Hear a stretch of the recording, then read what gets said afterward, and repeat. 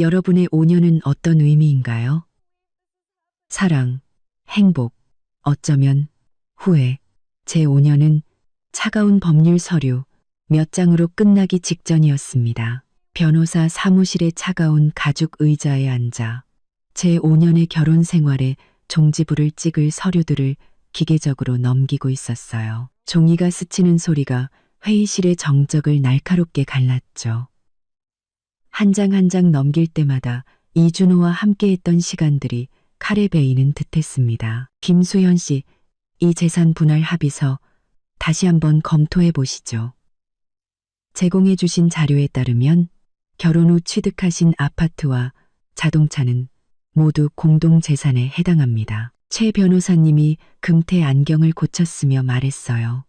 그 목소리는 감정 한 점 없이 평온했습니다. 서류 위를 가득 메운 글자들을 쳐다보았지만 눈앞이 흐려졌습니다. 7년 전 캠퍼스 벚꽃나무 아래서 얼굴을 붉히며 고백하던 이준호와 반년 전부터 집에 들어오지 않던 남편이 정말 같은 사람일까요? 그리고 남편분의 회사 지분에 관해서는 최 변호사님의 말이 갑자기 울리는 벨소리에 끊겼습니다. 모르는 번호였어요. 끊으려다 저도 모르게 통화 버튼을 눌렀습니다. 이준호 씨 아내분 되시나요? 여기는 서울대학교 병원 응급실입니다. 남편분께서 교통사고를 당하셨는데 상태가 위급해 즉시 수술이 필요합니다. 머릿속이 하얘졌습니다. 손에 들고 있던 이혼 합의서가 바닥으로 흩어졌습니다. 김수현 씨? 김수현 씨? 듣고 계신가요? 전화기 너머의 목소리가 아득하게 들려왔습니다. 네, 지금 바로 가겠습니다. 가방을 움켜쥐고 뛰쳐나가다 유리문에 부딪힐 뻔했습니다. 등 뒤에서 최 변호사님이 무어라 소리쳤지만 아무것도 들리지 않았습니다. 금단 침공 데이 IP. 가방을 움켜쥐고 뛰쳐나가다 택시 안에서 저는 휴대폰을 부서져라 쥐고 있었습니다. 손톱이 손바닥을 파고드는 것도 몰랐죠. 창밖의 풍경은 빠르게 스쳐 지나갔습니다. 산산조각 났다고 믿었던 우리의 기억들처럼 그 순간 모든 추억이 생생하게 떠올랐습니다. 제 생일 케이크를 만들겠다며 밤을 새우던 서툰 모습, 신혼여행지 제주도 바닷가에서 파도를 쫓으며 웃던 소리, 처음으로 우리 집을 장만했을 때 서로를 부둥켜 안고 흘리던 기쁨의 눈물. 이런 따뜻한 장면들이 최근 반년간의 냉담함, 끝없는 다툼, 그의 셔츠 깃에서 발견했던 립스틱 자국과 뒤섞여 속을 뒤틀리게 했습니다. 응급실의 눈부신 조명 아래 저는 침대에 누워 온갖 튜브에 둘러싸인 남자가 제 남편이라는 걸 거의 알아보지 못했습니다. 이마에는 피가 밴 붕대가 감겨 있었고 얼굴은 종이장처럼 새하였습니다. 심전도 모니터의 녹색 선만이 그가 아직 살아있다는 걸 증명하고 있었죠. 환자분, 두부 손상이 심각해 즉시 개두술이 필요합니다. 하지만 수술 위험이 매우 높습니다. 주치의가 마스크를 벗으며 피곤하지만 단호한 표정으로 말했습니다. 수술 동의서입니다. 여기에 서명해 주세요. 손이 떨려 펜조차 제대로 잡을 수 없었습니다. 펜 끝이 종이에 닿으려는 순간 등 뒤에서 익숙한 목소리가 들렸습니다. 수연아, 잠깐만. 고개를 돌리니 어머니 박미자 여사님이 빠른 걸음으로 다가오고 있었습니다. 늘 입으시던 짙은 남색 재킷에 머리는 한 올의 흐트러짐도 없이 단정하게 빗어 넘긴 모습이 이 혼란스러운 공간과 어울리지 않았습니다. 엄마, 어떻게 네가 급하게 택시 타고 병원 쪽으로 가는 걸 봤다고 이모가 전화하더구나. 어머니는 병상 위를 한번 훑어보더니 복잡한 눈빛으로 의사에게 물었습니다. 선생님, 제 사위는 지금 상태가 어떻습니까? 의사가 다시 한번 상황을 설명하자 어머니는 제 손을 지그시 눌렀습니다. 수연아, 엄마랑 얘기 좀 하자. 어머니는 저를 복도 구석으로 끌고 가 목소리를 낮췄습니다. 너희 이혼하려던 거 아니었니? 이건 하늘이 주신 기회야. 기회라니. 재산 분할이니. 위자료니. 그런 골치 아픈 거 없이 깔끔하게 끝낼 기회.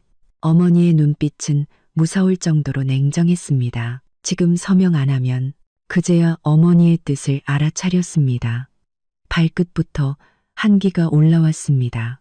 엄마, 지금 나더러 죽으라고 내버려 두라는 거야? 그놈이 애 아빠 노릇이나 제대로 했니? 어머니는 코웃음을 쳤습니다. 지난 반년 동안 너한테 어떻게 했어? 외박에, 폭언에, 어쩌면 밖에 다른 여자가 있었을지도 모르지. 그래도 난 그렇게 못해. 냉혈한처럼 굴 순 없다고. 저는 어머니의 손을 뿌리쳤습니다. 어머니의 얼굴이 하얗게 질렸습니다. 우리는 몇 초간 대치하다 어머니는 갑자기 손을 놓으며 한 걸음 물러섰습니다. 그래, 네 마음대로 해. 하지만 엄마가 충고했다는 건 잊지 마라. 착하기만 해서 좋은 결과가 오는 건 아니니까. 저는 돌아서서 병상 앞으로 가 망설임 없이 동의서에 서명했습니다. 의료진이 이준호를 급히 수술실로 옮기는 것을 보며 저는 힘이 빠진 듯 복도 의자에 주저앉았습니다. 어머니는 멀찍이 서서 다가오지도 떠나지도 않았습니다. 수술실 문이 닫히는 순간 어머니는 다가와 제 어깨에 외투를 걸쳐 주었습니다. 넌 곧 알게 될 거다. 그 말만 남기고 어머니는 떠났습니다. 텅 빈 복도에 어머니의 구두 소리가 점점 멀어졌습니다. 두 팔을 감싸 앉아 문득 깨달았습니다. 어쩌면 이건 제가 처음으로 어머니의 뜻을 거역한 순간일지도 모릅니다. 어릴 때부터 수능 지원 대학부터 직장 선택까지 어머니는 늘 옳았습니다. 심지어 단추 이준호와의 교제를 반대했던 것도 나중에 보니 그의 성격적 결함을 꿰뚫어 보셨기 때문이었죠. 하지만 이번만은 그럴 수 없었습니다. 수술실의 불빛이 눈부시게 빛났습니다. 저는 굳게 닫힌 문을 응시하며 제가 무엇을 기도하고 있는지 알 수 없었습니다. 남편이 살아남기를, 아니면 어머니의 예언이 틀리기를. 수술실의 등이 마침내 꺼졌습니다. 저는 벌떡 일어섰습니다. 너무 오래 앉아있던 탓에 다리가 저려 하마터면 넘어질 뻔했습니다. 집도이가 마스크를 벗으며 지친 미소를 보였습니다. 수술은 성공적이었습니다. 일단 생명의 고비는 넘겼습니다. 안도의 한숨을 내쉬자 눈물이 왈칵 쏟아졌습니다. 하지만 의사가 덧붙인 말에 심장이 다시 철렁 내려앉았습니다. 하지만요. 두부 손상 환자들은 보통 24시간에서 48시간 정도의 혼수 상태를 겪습니다. 그 후에야 신경기능 손상 정도를 평가할 수 있습니다. 의사는 제 어깨를 가볍게 두드리며 말했습니다. 보호자분께서는 장기적인 간병을 준비하셔야 할 겁니다. 고개를 끄덕이며 수술실에서 나오는 이준호를 보았습니다. 그의 머리에는 두꺼운 붕대가 감겨 있었고 얼굴은 시트보다 더 창백했습니다. 이불 밖으로 나온 투명한 튜브는 소변 주머니와 연결되어 있었습니다. 그 안에 옅은 노란색 액체를 보니 우리가 처음 데이트할 때 그가 사줬던 레몬차가 떠올랐습니다. 병실 모니터의 삐삐 소리만이 유일한 소음이었습니다. 저는 침대 옆에 앉아 한때는 죽도록 사랑했고 또 이를 갈며 미워했던 남자를 바라보았습니다. 그는 마치 아기처럼 무력해 보였습니다. 그의 속눈썹이 조명 아래 작은 그림자를 만들었습니다. 예전에 제 자취방에서 처음 밤을 보냈을 때 아침 햇살 속에서 그의 속눈썹을 세던 기억이 났습니다. 준호야, 저는 나지막이 말했습니다. 내 말 들리면 손가락이라도 움직여봐. 아무 반응도 없었습니다. 간호사가 들어와 튜브를 확인하는 동안 저는 창가로 물러났습니다. 창밖 병원 정원에서는 몇몇 환자들이 햇볕을 쬐고 있었습니다. 한 젊은 남자가 휠체어에 탄 노인을 밀며 울퉁불퉁한 길을 조심스럽게 피해가고 있었습니다. 이준호의 아버지가 돌아가시기 전 그도 저렇게 아버지를 모시고 항암 치료를 받으러 다녔었죠. 휴대폰이 진동했습니다. 어머니였습니다. 잠시 망설이다 전화를 받았습니다. 그 사람, 좀 어때? 어머니의 목소리는 어제의 언쟁이 없었다는 듯 평온했습니다. 수술은 잘 끝났는데 아직 깨어나지 못했어. 전화기 너머로 몇 초간 침묵이 흘렀습니다. 밥은 먹었니? 그제야 제가 거의 20시간 동안 아무것도 먹지 못했다는 사실을 깨달았습니다. 안 배고파. 집에서 소고기 야채죽 끓였어.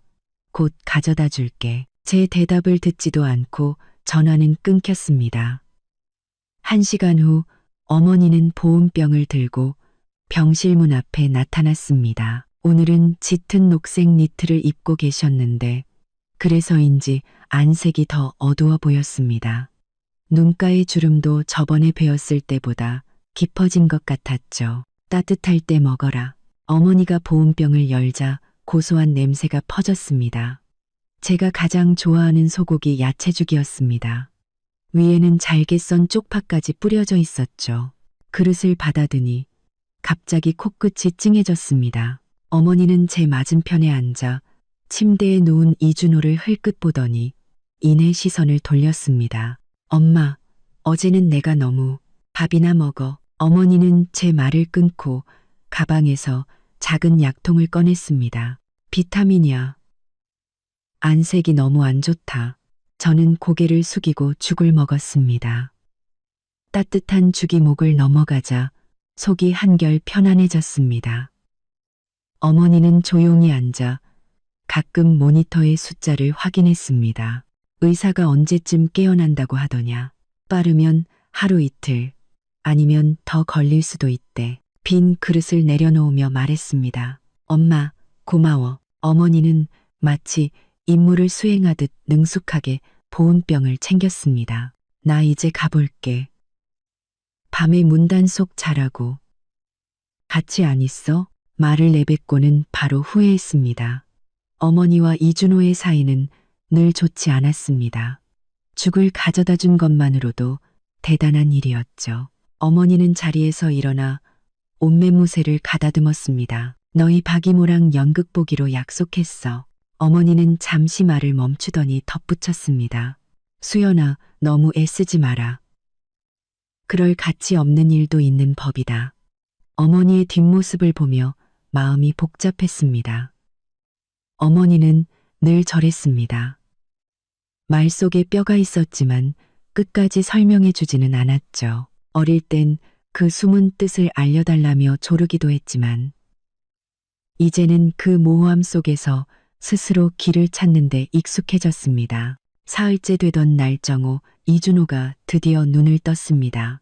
준호야. 저는 흥분해서 호출 배를 눌렀습니다. 내 말 들려? 그의 초점 없는 눈동자가 허공을 헤매다 겨우 제 얼굴에 멈췄습니다. 입술을 달싹였지만 알아들을 수 없는 소리만 낼 뿐이었습니다. 곧 의사가 달려와 간단한 검사를 했습니다. 스스로 눈을 뜬 건 좋은 신호입니다. 하지만 언어 기능과 신체 반응은 좀 더 지켜봐야 합니다. 뇌 손상 회복은 긴 과정이니 가족분들께서 인내심을 가지셔야 해요.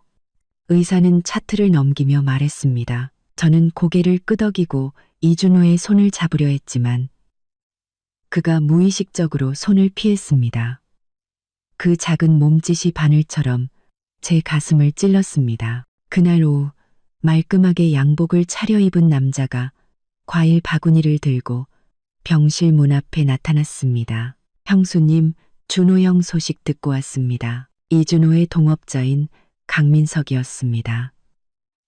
둘이 함께 차린 인테리어 회사는 최근 몇 년간 승승장구했습니다. 그리고 그게 우리 부부 사이에 문제가 생긴 도화선 중 하나이기도 했죠. 이준호는 모든 에너지를 회사에 쏟아부었으니까요. 고마워요. 과일 바구니를 받으며 보니 그의 시선이 계속 침대 쪽을 향해 힐끔거렸습니다. 눈빛이 불안해 보였죠. 의사 선생님은 뭐라고 하세요? 언제쯤 퇴원할 수 있대요? 회사에 형이 처리해야 할 일이 산더미인데 박민석은 침대 옆에 앉아 지나치게 살갑게 물었습니다. 당분간은 퇴원 못해요. 회사에 무슨 문제라도 있어요. 제가 그를 빤히 쳐다보자 강민석의 얼굴에서 미소가 굳었습니다. 아뇨, 아뇨, 그게 아니라 큰 거래처 몇 군데서 꼭 준호 형이 직접 맡아야 한다고 해서요. 그는 침대 쪽으로 몸을 숙였습니다. 형, 그 푸른마을 아파트 프로젝트. 계약서 어디 뒀어요? 재무팀에서. 지금은 말 못 알아들어요. 제가 그의 말을 끊자 짜증이 치밀어 올랐습니다. 강민석은 멋쩍게 일어서며 말했습니다. 형수님, 오해 마세요. 제가 너무 급해서. 이건 회사에서 드리는 위로금입니다. 비밀번호는 형 생일이에요. 그가 내민 카드에 잠시 망설였지만 결국 받았습니다. 이준호의 치료비는 만만치 않았고 우리 공동명의 통장은 이미 바닥을 보이고 있었으니까요. 박민석이 돌아간 후 간호사가 약을 갈러 들어왔습니다. 아까 그분 참 자상하시네요.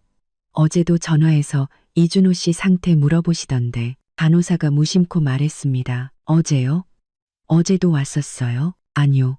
오지는 않고 간호사실로 전화해서 상태만 물어보셨어요. 특히 언제 깨어날지 궁금해 하시더라고요. 이유 모를 불안감이 밀려왔습니다. 강민석의 행동은 너무 이상했습니다. 동업자를 걱정하는 것보다 무언가를 캐내려는 듯한 느낌이었죠. 저녁에는 갈아입을 옷을 가지러 집에 가기로 했습니다.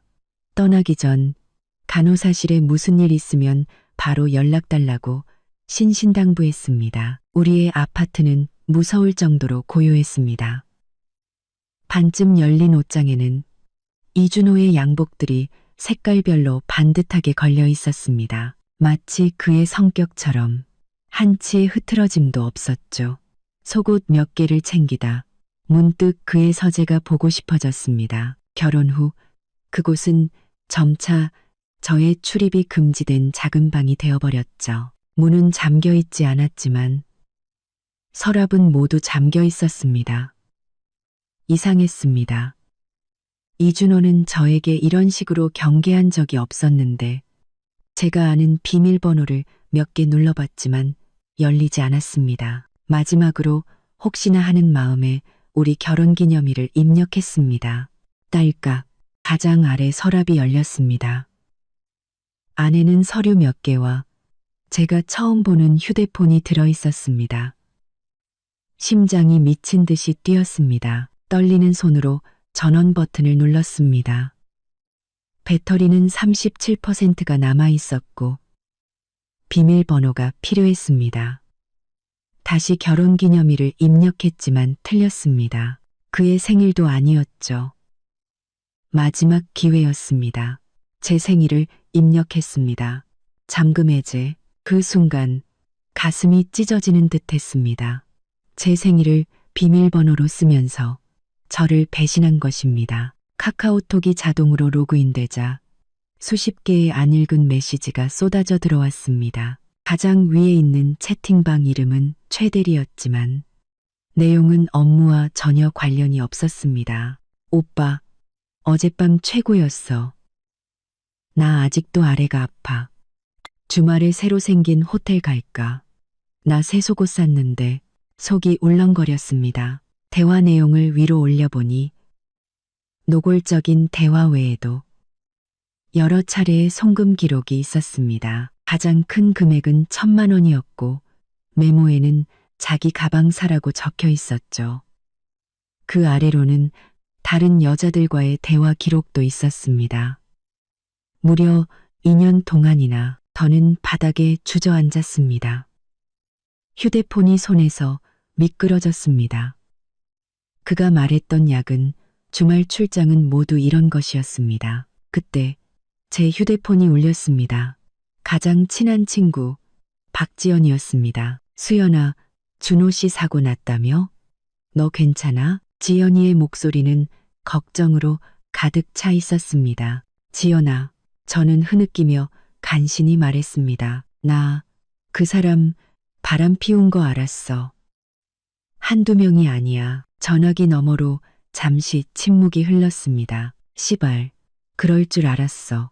반년 전에 코엑스에서 어떤 여자랑 팔짱 끼고 가는 거 봤다고 했잖아.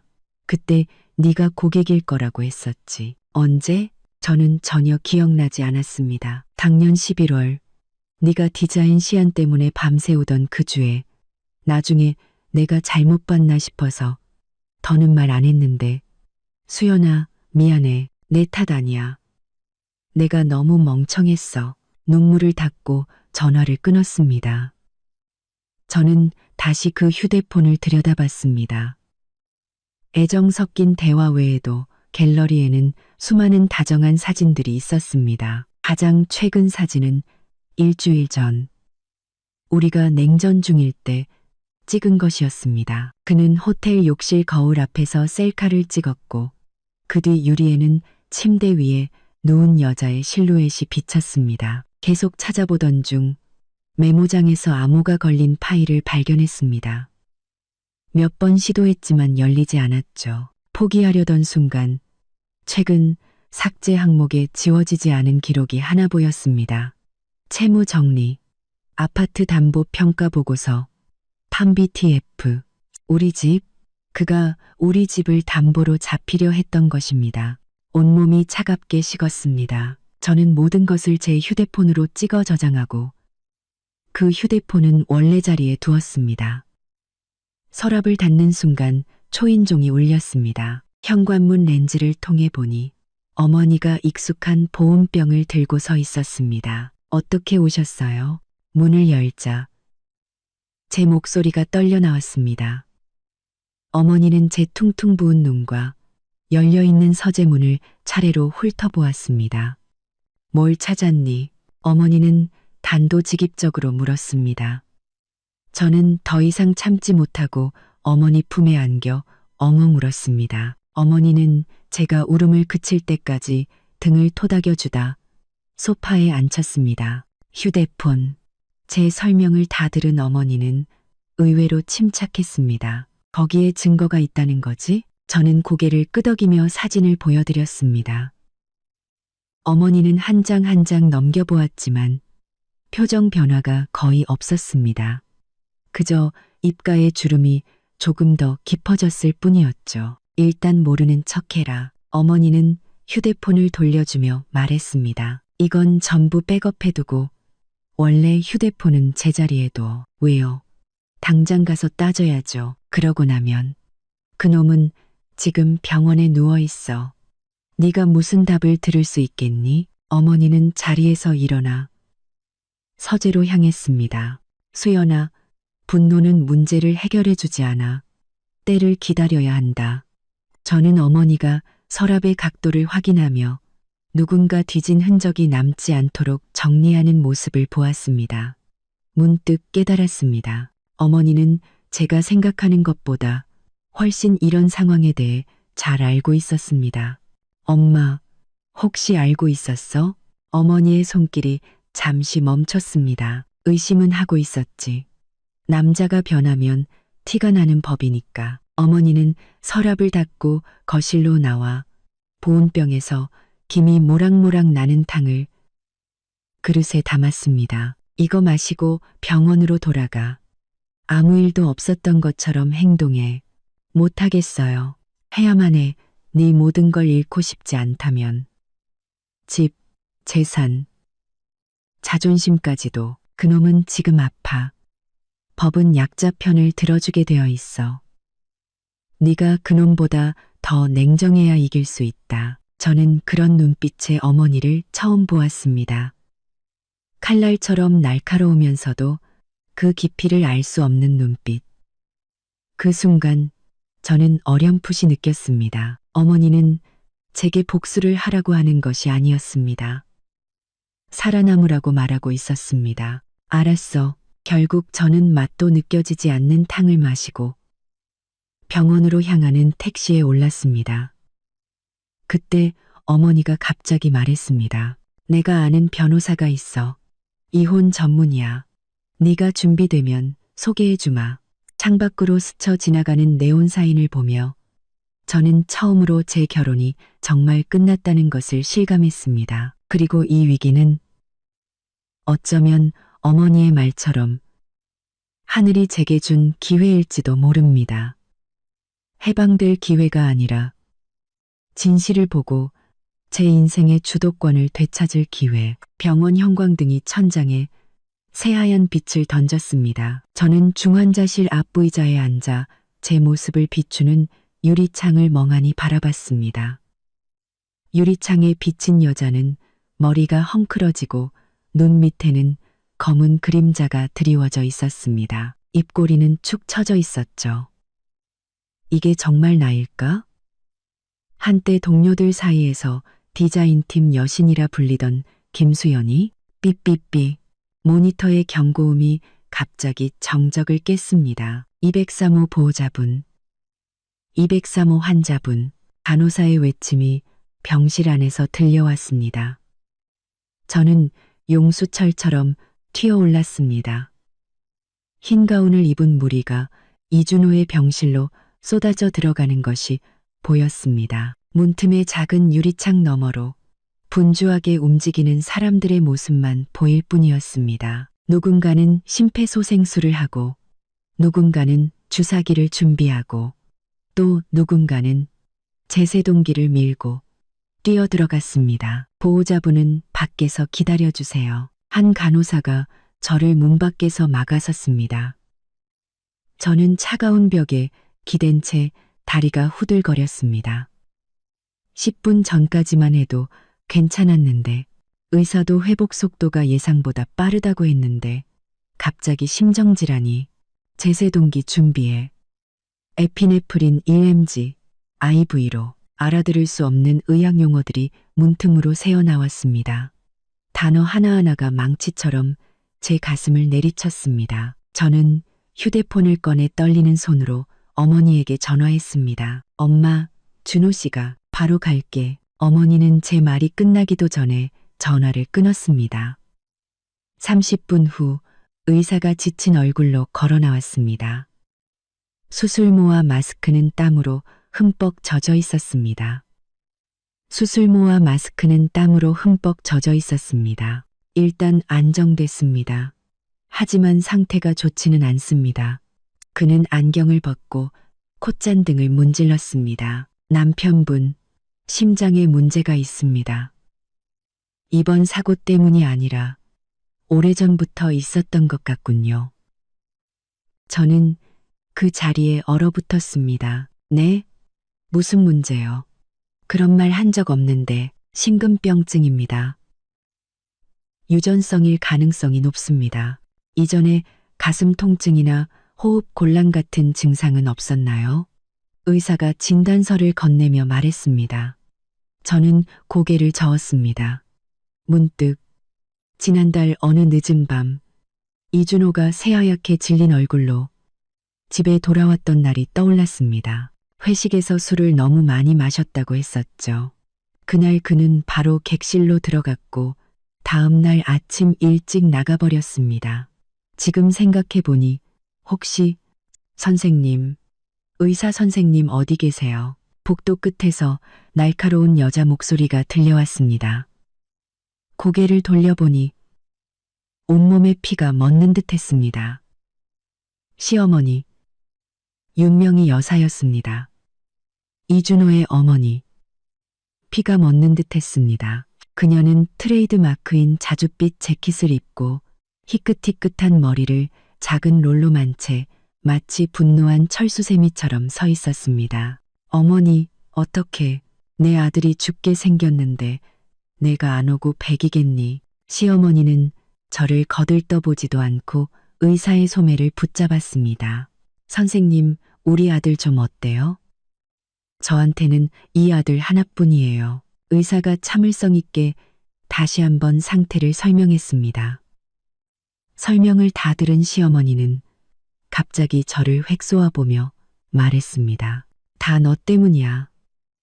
너랑 결혼하고 나서부터 우리 준호가 하루도 편한 날이 없었어. 밤늦게까지 야근하고 주말에도 못 쉬고 이제는 목숨까지 위험하게 됐잖아. 그녀의 손가락이 제 얼굴을 찌를 듯이 다가왔습니다. 저는 반사적으로 한 걸음 물러섰고 등이 벽에 부딪혔습니다. 사부인, 그 말씀은 좀 심하신 것 같네요. 어머니의 목소리가 등 뒤에서 들려왔습니다. 고개를 돌리니 보온병을 든 어머니가 복도 중앙에 꼿꼿이 서 있었습니다. 그 눈빛은 칼날 같았죠. 어머, 박 선생님도 오셨네. 시어머니의 말투가 금세 비꼬는 투로 변했습니다. 남의 집 자식들 가르치시더니 이제야 당신 사위 챙길 시간이 나셨나 봐. 준호의 병은 누구도 예상치 못한 사고입니다. 수연이는 며칠 동안 뜬 눈으로 곁을 지켰어요. 얼굴이 반쪽이 됐잖습니까? 어머니는 침착하게 제 옆으로 와 보온병을 건네며 시어머니를 향해 말했습니다. 반쪽? 저 애는 준호가 빨리 죽기만을 바랄걸. 둘이 이혼하려던 거 내가 다 들었어. 시어머니가 갑자기 목소리를 높이자 복도에 있던 몇몇 사람들이 호기심 어린 눈으로 쳐다봤습니다. 얼굴이 화끈거렸지만 어머니는 표정 하나 변하지 않았습니다. 이혼을 하든 안 하든 그건 부부 사이의 일입니다. 지금 준호가 아픈데 그런 얘기를 하는 건 적절치 않죠. 뭐가 적절치 않아. 이거 봐. 하루에 병원비만 수백만 원이야. 이걸 누가 감당해. 수연아, 너희 그 아파트 당장 팔아서 준호 치료비에 보태. 시어머니는 가방에서 종이 뭉치를 꺼내 흔들었습니다. 그 청구서를 보고 놀라 아무 말도 못하고 있는데 어머니가 그 종이를 받아 빠르게 훑어보았습니다. 치료비는 저희가 당연히 내야죠. 하지만 아파트를 파는 건 사부인, 법적으로 그건 부부 공동 재산입니다. 사부인께서 팔라고 해서 팔 수 있는 게 아니에요. 어머니의 목소리는 얼음장처럼 차가웠습니다. 시어머니는 분해서 입술을 파르르 떨었습니다. 내가 너희 모녀 그럴 줄 알았어. 우리 준호한테 무슨 일 생기기만 해봐. 내가 가만 안 둘 테니까. 소란을 듣고 달려온 수간호사가 말했습니다. 보호자분들, 조용히 해주세요.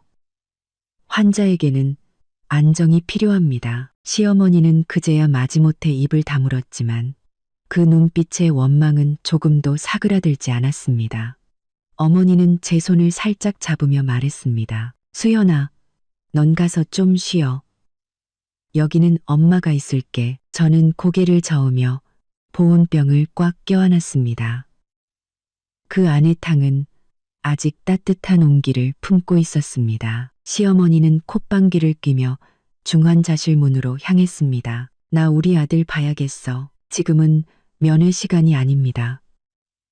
환자에게는 절대적인 안정이 필요해요. 의사가 그녀를 막아섰습니다. 그 후 몇 시간은 마치 한 편의 부조리극 같았습니다. 시어머니는 복도 저편 의자에 앉아 10분에 한 번씩 간호사실에 가서 아들의 상태를 물었고 어머니는 조용히 제 곁에 앉아 가끔 물을 마시거나 무언가를 먹으라고 챙겨주었습니다. 저는 꼭두각시처럼 그 지시를 따르며 멍하니 시간을 보냈습니다. 밤이 깊어서야 시어머니는 근처 호텔로 돌아갔습니다. 어머니가 화장실에 간 사이 저는 겨우 중환자실에 들어갈 수 있었습니다. 이준호는 침대에 누워 있었고 아침보다 더 창백해 보였습니다. 온갖 튜브와 전선이 그의 몸에서 뻗어나와 기계들과 연결되어 있었습니다. 그의 가슴은 인공호흡기의 리듬에 맞춰 오르내렸고 마치 조종당하는 인형 같았습니다. 저는 침대 옆에 서서 5년간 함께 살았던 이 남자가 낯설게 느껴졌습니다. 의사가 말한 심근병증, 그 수많은 문자 메시지, 집을 담보로 잡으려던 계획표. 나는 그에 대해 얼마나 알고 있었을까. 준호야, 너 대체 나한테 뭘 얼마나 숨긴 거야. 나지막이 말하자 그의 눈꺼풀이 살짝 떨리는 것 같았지만 이내 잠잠해졌습니다. 오직 모니터의 파동만이 그가 살아있음을 알렸습니다. 어머니가 조용히 문을 열고 들어왔습니다. 수연아, 너도 좀 쉬어야지. 엄마가 여기 있을게. 조금만 더 있을래. 어머니는 더는 권하지 않고 의자를 끌어와 제 옆에 앉았습니다. 중환자실의 새하얀 불빛 아래 어머니의 눈가 주름과 희끗희끗한 머리카락이 더 선명하게 보였습니다. 엄마, 그때 왜 나랑 준호 씨 결혼하는 거 반대했어? 갑작스러운 제 질문에 어머니는 잠시 침묵하다 말했습니다. 그놈은 널 보는 눈빛에 존중이 없었어. 그 대답에 저는 할 말을 잃었습니다. 저는 그저 성격이 안 맞는다고만 생각했었는데 처음 집에 인사 왔을 때 그놈은 내 말을 3번이나 끊었어. 네가 국을 떠주는데 고맙다는 말 한마디 없었고 돌아갈 때는 새로 닦은 마루를 구두로 밟고도 고개 한번 숙이지 않았지. 저는 전혀 기억나지 않는 세세한 부분까지 어머니는 똑똑히 기억하고 있었습니다. 나는 그냥 그 사람 집이 지방이라서 싫어하는 줄 알았지. 지방이 뭐 어때서. 나도 지방 출신이야. 엄마는 사람의 됨됨이를 본다. 식당 종업원을 대하는 태도, 어른을 대하는 태도, 약자를 대하는 태도, 그런 건 꾸며낼 수가 없어. 저는 아무 말도 할 수 없었습니다. 돌이켜보면 이준호는 결혼 후 점점 더 자기중심적으로 변했습니다. 특히 회사가 잘 되고 나서는 반대 의견은 들으려고도 하지 않았죠. 엄마, 나 이거 발견했어. 저는 휴대폰을 꺼내 그 불륜 문자 메시지와 송금 기록 캡처 화면을 보여드렸습니다. 어머니는 다 보고도 놀라는 기색 하나 없었습니다. 내가 생각했던 것보다 더 최악이구나. 어머니는 1,000만 원짜리 송금 기록을 가리켰습니다. 이 돈 아마 너희 공동재산일 가능성이 높아. 속이 뒤틀렸습니다. 당장 가서 따져야겠어. 아직 아니야. 증거를 더 모아야 해. 그 휴대폰 제자리에 잘 뒀지? 어머니가 제 손을 누르며 말했습니다. 저는 고개를 끄덕였습니다. 네, 엄마 말대로 다른 건 아무것도 안 건드렸어요. 잘했다. 어머니는 침대에 누운 이준호를 복잡한 눈빛으로 바라보며 말했습니다. 그놈이 깨어나면 아무것도 모르는 척해. 왜요? 그 사람이 날 배신하고 우리 재산까지 빼돌렸는데 왜 내가? 그래야 그놈이 진짜 뭘 하려는지 알 수 있으니까. 수연아, 분노는 문제를 해결해 주지 않아. 뱀을 잡으려면 일단 굴 밖으로 나오게 해야지. 어머니의 목소리는 칼날처럼 날카로웠습니다. 저는 그런 어머니를 처음 보았습니다. 마치 정밀한 컴퓨터처럼 모든 말을 계산해서 내뱉는 듯 했습니다. 평소 아파트 부녀회장으로서 이웃들의 다툼을 중재하던 모습과는 전혀 다른 사람이었죠. 엄마, 혹시 비슷한 일을 겪어본 거야? 제가 조심스럽게 묻자 어머니의 입꼬리가 살짝 경련했습니다. 시선은 먼 곳을 향했죠. 그 시절 사연 없는 여자가 어디 있었겠니? 어머니는 자리에서 일어나 옷매무새를 가다듬었습니다. 가서 좀 자둬. 내일은 힘든 싸움이 될 테니까. 저는 너무 피곤했지만 휴게실 간이 침대에 누워서도 잠을 이룰 수 없었습니다. 머릿속에서는 불륜 문자 메시지와 집을 팔라고 소리치던 시어머니의 얼굴이 계속 맴돌았습니다. 그리고 무엇보다 모든 것을 예상하고 대책까지 세워둔 듯한 어머니의 태도가 저를 불안하게 했습니다. 새벽 3시 저는 몰래 중환자실 앞으로 돌아갔습니다. 어머니는 보이지 않았습니다. 간호사는 아래층으로 전화를 하러 갔다고 했습니다. 어머니는 보이지 않았습니다. 병실 문을 살짝 열자 이준호가 중얼거리는 소리가 들렸습니다. 금고, 비밀번호, 생일. 그는 눈을 반쯤 뜬 채 헛소리를 하고 있었습니다. 제가 다가가자 약 냄새가 확 풍겼습니다. 준호야, 무슨 말 하는 거야? 유나야, 서류, 서명. 피가 차갑게 식었습니다. 유나, 카카오톡에 있던 최 대리. 더 물어보려는데 그가 갑자기 심하게 기침을 시작했습니다. 모니터에 숫자가 미친 듯이 요동쳤고 간호사가 달려와 저를 밖으로 내보냈습니다. 또다시 한바탕 소동이 벌어졌습니다. 아침이 되자 어머니는 아침 식사와 함께 충격적인 소식을 가져왔습니다. 친구한테 부탁해서 준호네 회사 등기부등본을 떼어봤어. 어머니는 제 손에 따뜻한 두유를 쥐어주며 말했습니다. 지난달에 지분 20%를 최유나라는 여자한테 넘겼더구나. 그리고 나머지 지분도 전부 담보로 잡혔어. 채권자는 유령 회사고 최유나, 저는 하마터면 두유를 쏟을 뻔했습니다. 바로 그 카톡 속의 여자.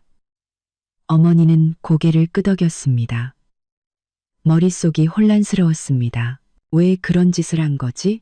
회사는 잘 되고 있었잖아. 겉으로만 그랬겠지. 내 생각에 그놈은 재산을 빼돌리고 너랑 이혼할 계획을 세웠던 거야. 갑자기 쓰러지는 바람에 계획이 틀어졌을 뿐이지. 어머니가 차갑게 말했습니다. 저는 온몸이 떨려왔습니다. 그 휴대폰에서 봤던 채무 정리 파일이 떠올랐습니다. 그는 우리 집뿐만 아니라 회사 지분까지. 이제 어떻게? 제 목소리가 멀리서 들려오는 것 같았습니다. 어머니가 대답하려는 순간 복도 저편에서 시어머니의 날카로운 목소리가 들려왔습니다. 박미자, 당신이 내 아들한테 무슨 짓을 한 거야? 고개를 돌리니 시어머니가 흰 가운을 입은 중년 남자와 함께 빠르게 다가오고 있었습니다. 시어머니가 흰 가운을 입은 중년 남자와 함께 빠르게 다가오고 있었습니다. 이 부장님, 바로 저 여자예요. 어제 저 여자가 오고 나서부터 우리 아들 상태가 나빠졌다고요. 분명 무슨 약을 탔을 거예요. 저와 어머니는 할 말을 잃었습니다. 이 부장이라 불린 남자는 미간을 찌푸리며 말했습니다. 보호자분, 증거 있습니까? 증거가 뭐가 더 필요해? 저 여자딸이 우리 아들이랑 이혼하려던 거 다 안다고. 우리 아들이 빨리 죽기만을 바랄 거 아니야. 저 보온병에 든 국에 뭘 탔을지 누가 알아. 시어머니는 히스테릭하게 소리쳤습니다. 저는 그제야 정신을 차렸습니다. 어머니, 미치셨어요? 그 국, 저도 마셨다고요. 너야 당연히 괜찮겠지. 내 몸보신하라고 끓여온 걸 테니. 시어머니는 이 부장을 향해 소리쳤습니다. 저 보온병, 당장 압수해서 성분 검사해 주세요. 그때 어머니가 갑자기 웃었습니다. 그 웃음소리에 소름이 돋았습니다. 좋아요, 검사하죠. 하지만 그 전에 제가 4시간 동안 푹 고운 토종닭 백숙인데 먼저 한번 맛보시겠어요? 어머니는 보온병을 열어 시어머니 쪽으로 내밀었습니다. 시어머니는 귀신이라도 본 듯 두 걸음 물러섰습니다. 이 부장은 난처한 표정으로 서 있었습니다. 보호자분들, 병원에서 이러시면 안 됩니다. 환자의 상태 변화에는 여러 가지 원인이 있을 수 있습니다. 저 여자가 찔리는 게 있으니까 저러는 거 아니야. 경찰 불러. 나 경찰에 신고할 거야. 시어머니는 계속 소리쳤습니다. 이 소동은 결국 병원 보안팀이 출동하고 나서야 끝이 났습니다. 시어머니는 끌려나가면서도 내일 기자를 데려와 폭로하겠다며 악을 썼습니다. 어머니는 시종일관 기이할 정도로 평온한 표정을 유지했습니다. 제가 온몸을 떨고 있을 때 제 손을 꽉 잡아주며 귓가에 속삭였습니다. 두려워 마라. 이제 시작일 뿐이야. 저쪽이 저렇게 나올수록 우리가 제대로 가고 있다는 증거다. 저는 어머니의 단호한 옆모습을 보았습니다. 문득 이 결혼의 위기 속에서 저의 유일한 아군은 어머니뿐일지도 모른다는 생각이 들었습니다. 그 사실이 저를 안심시키는 동시에 두렵게 했습니다. 내 편이 있다는 안도감, 그리고 이 전쟁의 잔혹함을 저보다 어머니가 더 잘 알고 있는 것 같다는 두려움. 이준호가 완전히 의식을 되찾은 것은 닷새 후 저녁이었습니다. 제가 복도 끝 탕비실에서 컵라면에 물을 붓고 있을 때 간호사가 달려왔습니다. 수연 씨, 203호 환자분 깨어나셨어요. 이번엔 진짜로요. 플라스틱 포크가 손에서 떨어졌습니다. 지난 닷새 동안 그는 몇 번 짧게 의식을 회복했지만 곧 더 깊은 잠에 빠져들곤 했습니다. 의사는 뇌 손상 후의 정상적인 과정이라고 했지만 저는 그의 초점 없는 눈을 볼 때마다 우리가 키우다 죽었던 금붕어를 떠올렸습니다. 그 금붕어도 죽기 전에 꼭 저랬었거든요.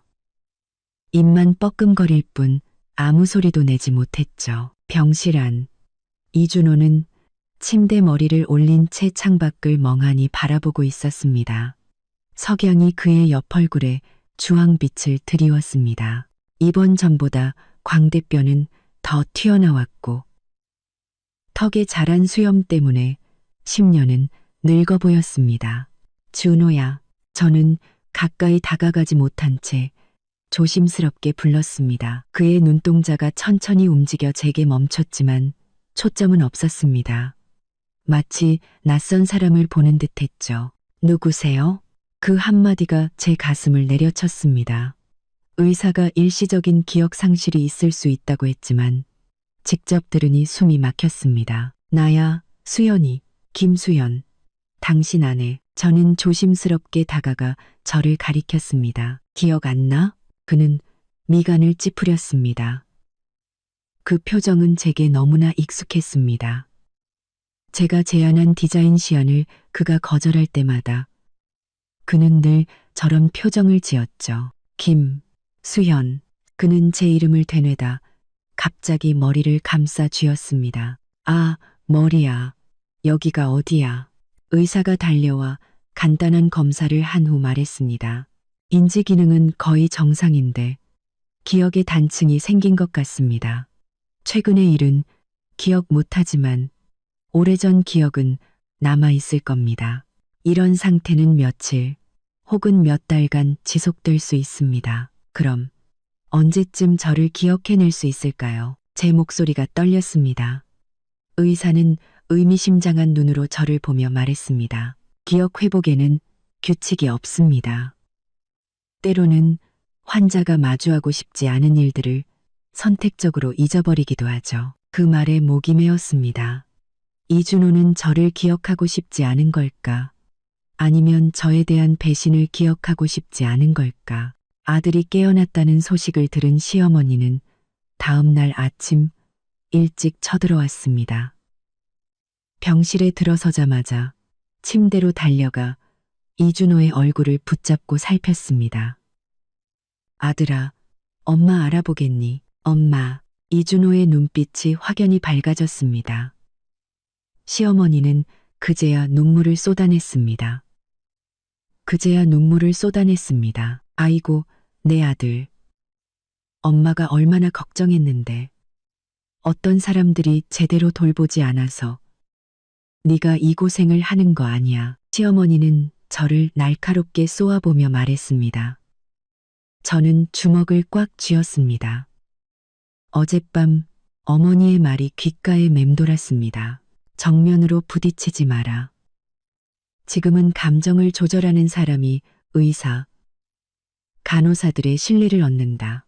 어머님, 의사 선생님께서 안정이 필요하다고 하셨어요. 제가 간신히 분노를 억누르며 말하자 시어머니는 발끈하려다 약을 가지고 들어오는 간호사를 보고는 마지못해 물러섰습니다.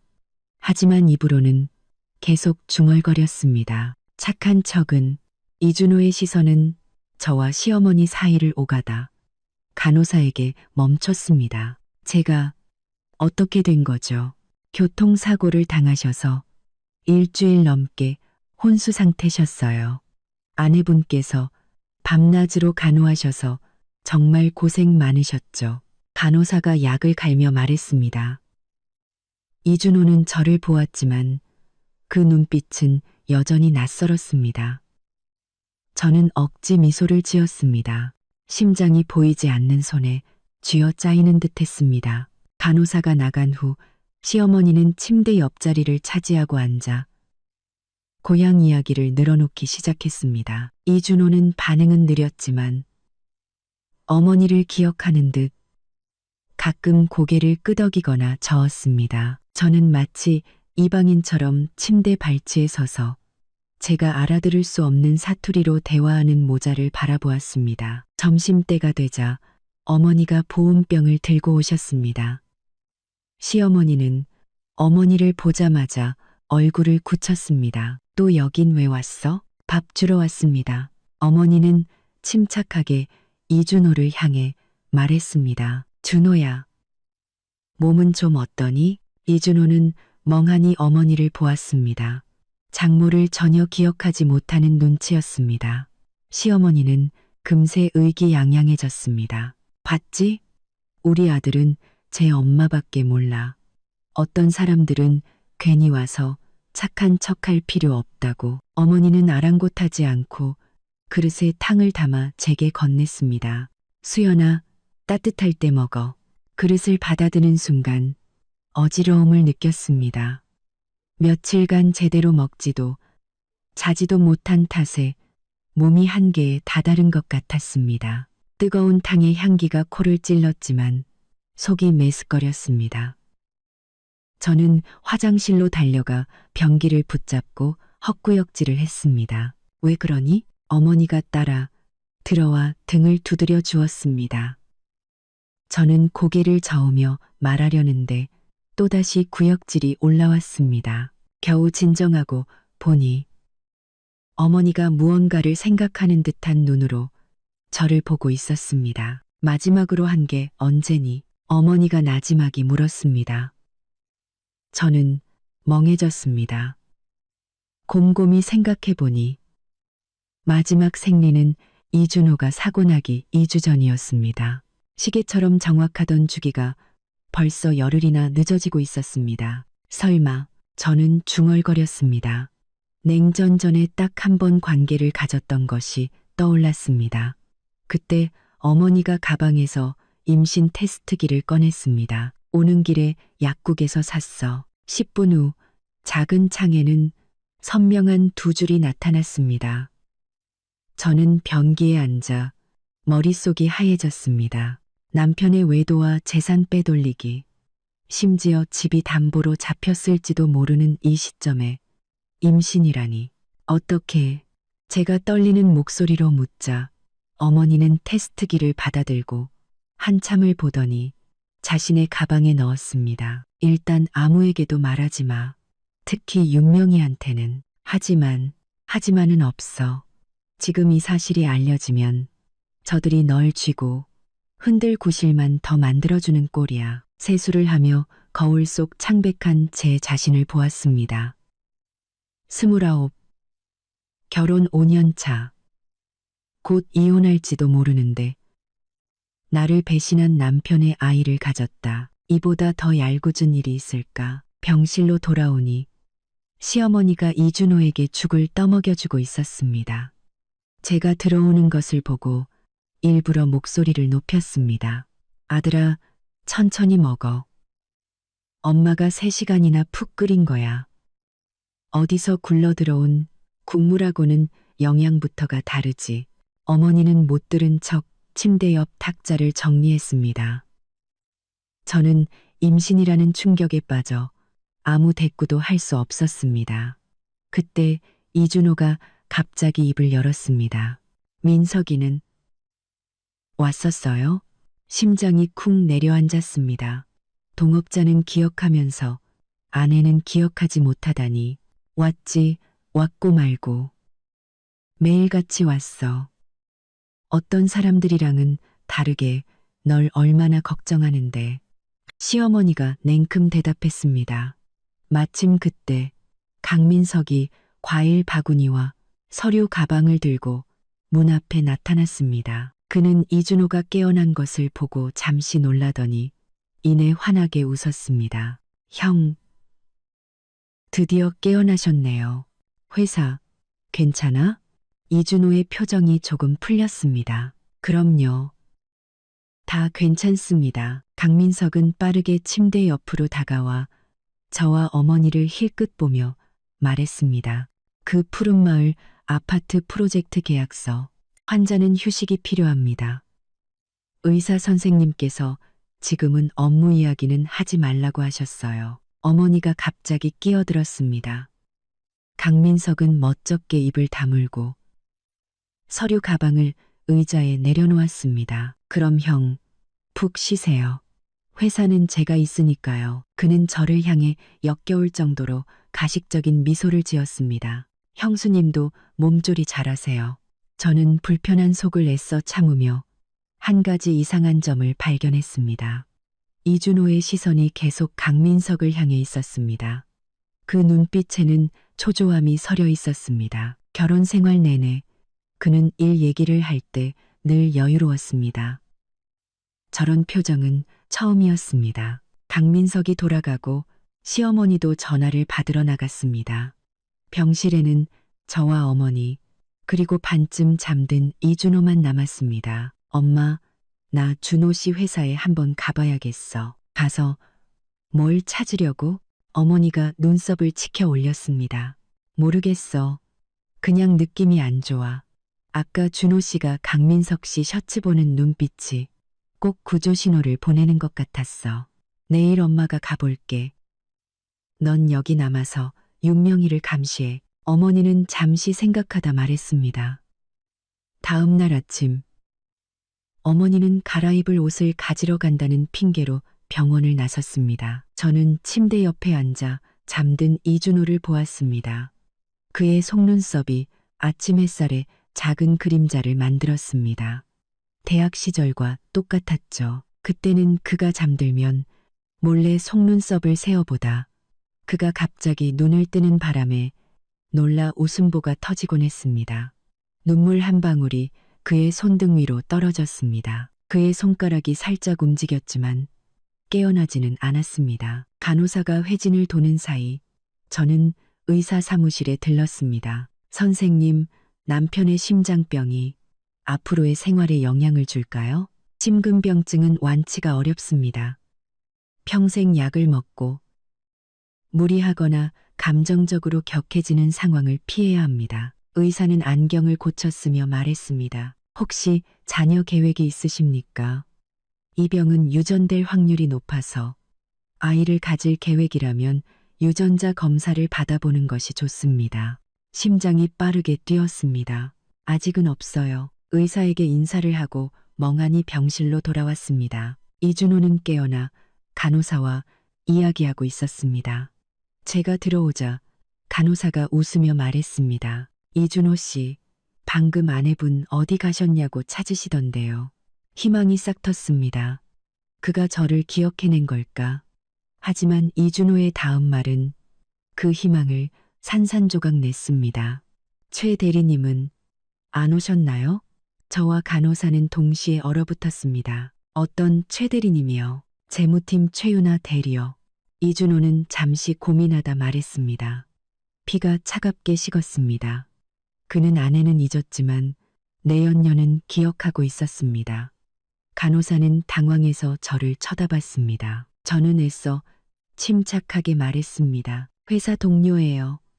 안 왔어요. 이준호는 실망한 기색이 역력한 채 눈을 감고 더는 말하지 않았습니다. 간호사가 어색하게 나간 후 저는 창가에 서서 오가는 사람들을 보며 극심한 외로움을 느꼈습니다. 아직 평평한 배를 쓰다듬었습니다. 이곳에는 생명이 자라고 있는데 그 아이의 아버지는 다른 여자를 생각하고 있었습니다. 어머니는 오후 늦게야 굳은 얼굴로 돌아왔습니다. 시어머니가 식당에 간 사이 어머니는 속옷 안에서 USB 하나를 꺼냈습니다. 강민석 컴퓨터에 비밀번호가 걸려 있어서 책상 서랍에 있던 이걸 가져왔어. 어떻게 회사에 들어갔어? 저는 아직 온기가 남은 USB를 받으며 물었습니다. 안내 데스크 직원이네. 옛날 제자의 딸이야. 사위 의료보험 서류 가지러 왔다고 했지. 어머니는 아무렇지 않게 말했습니다. 집에 돌아와 노트북으로 USB를 열었습니다. 안에는 회사 서류가 가득했습니다. 팔섬원 USB를 열었습니다. 팔스프로크로, 방곡크루고, 방곡고크루고, 가장 최근 파일의 이름은 채무제조정이었고, 날짜는 이준호가 사고 나기 바로 전날이었습니다. 파일을 열자 저는 숨을 멈췄습니다. 그것은 상세한 자산 이전 계획서였습니다. 우리 집이 목록에 버젓이 올라와 있었고, 제 서명이 들어간 위임장까지 있었습니다. 필체는 놀라울 정도로 제 것과 비슷했죠. 이거 위조된 거야. 난 이런 서류에 서명한 적 없어. 저는 분노로 온몸을 떨었습니다. 진정해. 서명 위조는 범죄야. 오히려 우리한테 유리한 증거가 될 수 있어. 어머니가 제 어깨를 눌렀습니다. 계속 파일을 살펴보니 더 충격적인 내용이 있었습니다. 이준호는 반년 전에 이미 회사 지분 30%를 최윤아에게 몰래 넘겼고, 나머지 지분은 대성투자라는 회사에 모두 담보로 잡혀 있었습니다. 대성, 어머니는 무언가 생각하는 듯 했습니다. 가장 소름 끼치는 것은 가짜 빚을 만들어 제가 재산 분할을 포기하게 만드는 방법을 상세히 기술한 이혼 시나리오였습니다. 마지막 수정 날짜는 우리가 처음으로 이혼 이야기를 꺼냈던 바로 그 주였습니다. 노트북을 덮고 화장실로 달려가 또다시 구역질을 했습니다.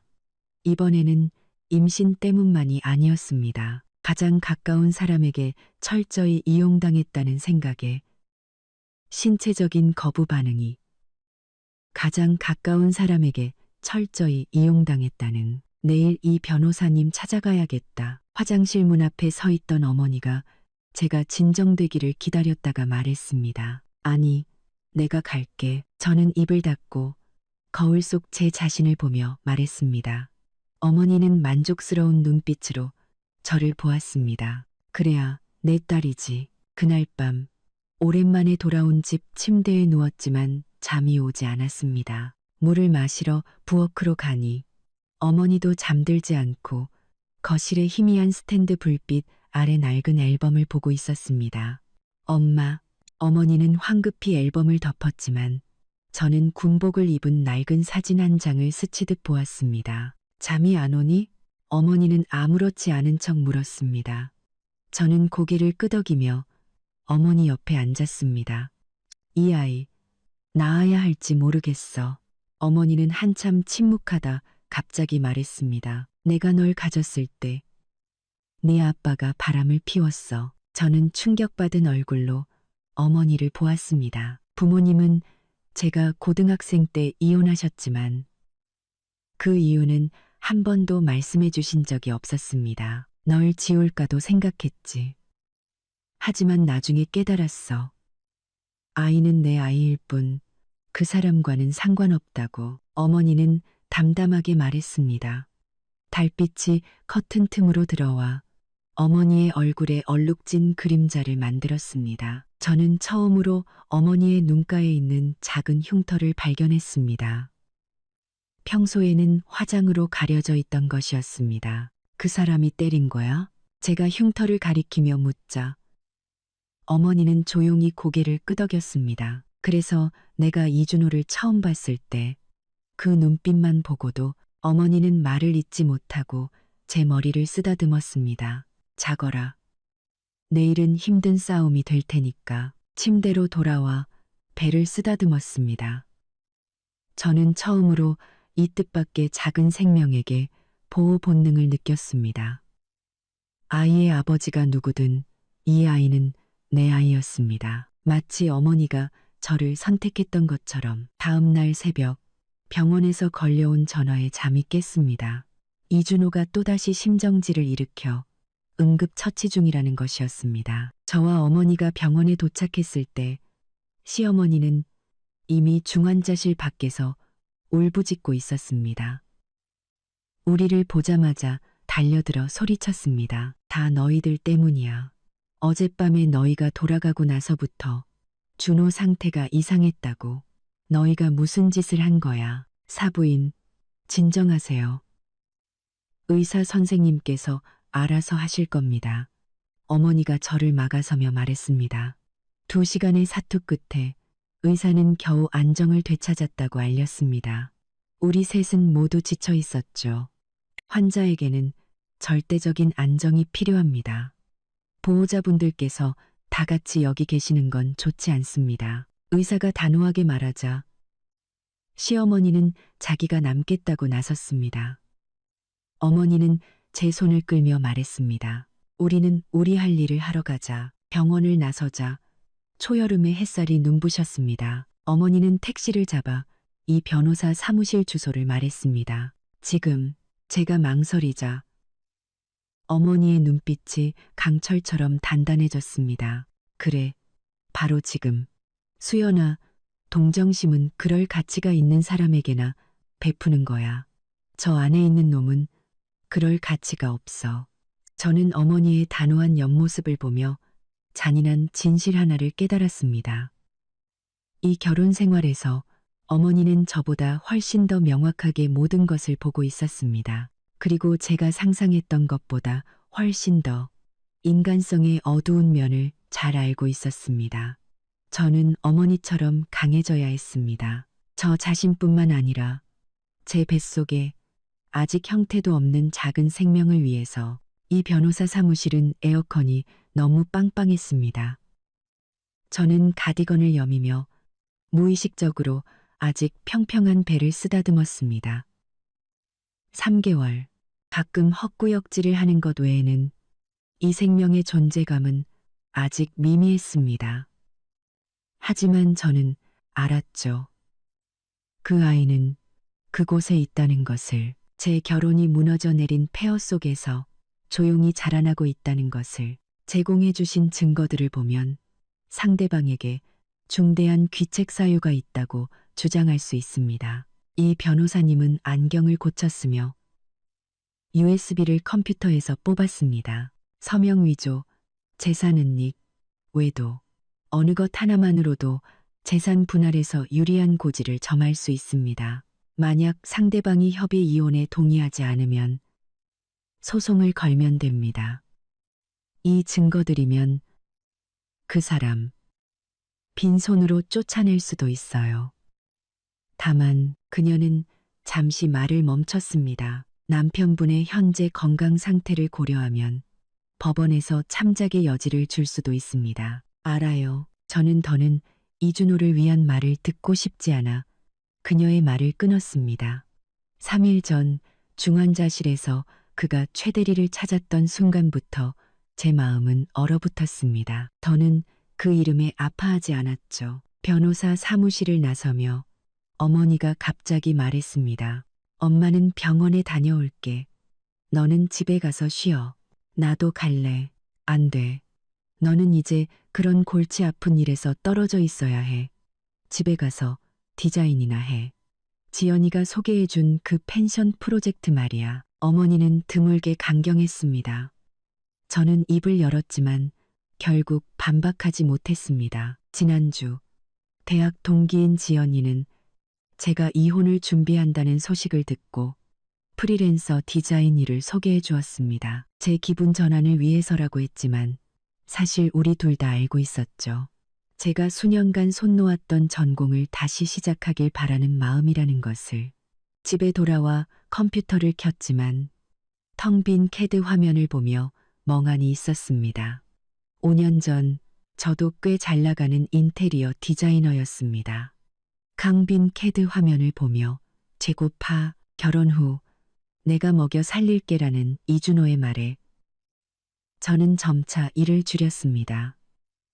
지금 생각해보면 그것 또한 그의 계획의 일부였을지도 모릅니다. 저를 경제적으로 자신에게 의존하게 만들어 이혼 시 더 불리하게 만들려는 휴대폰이 진동했습니다.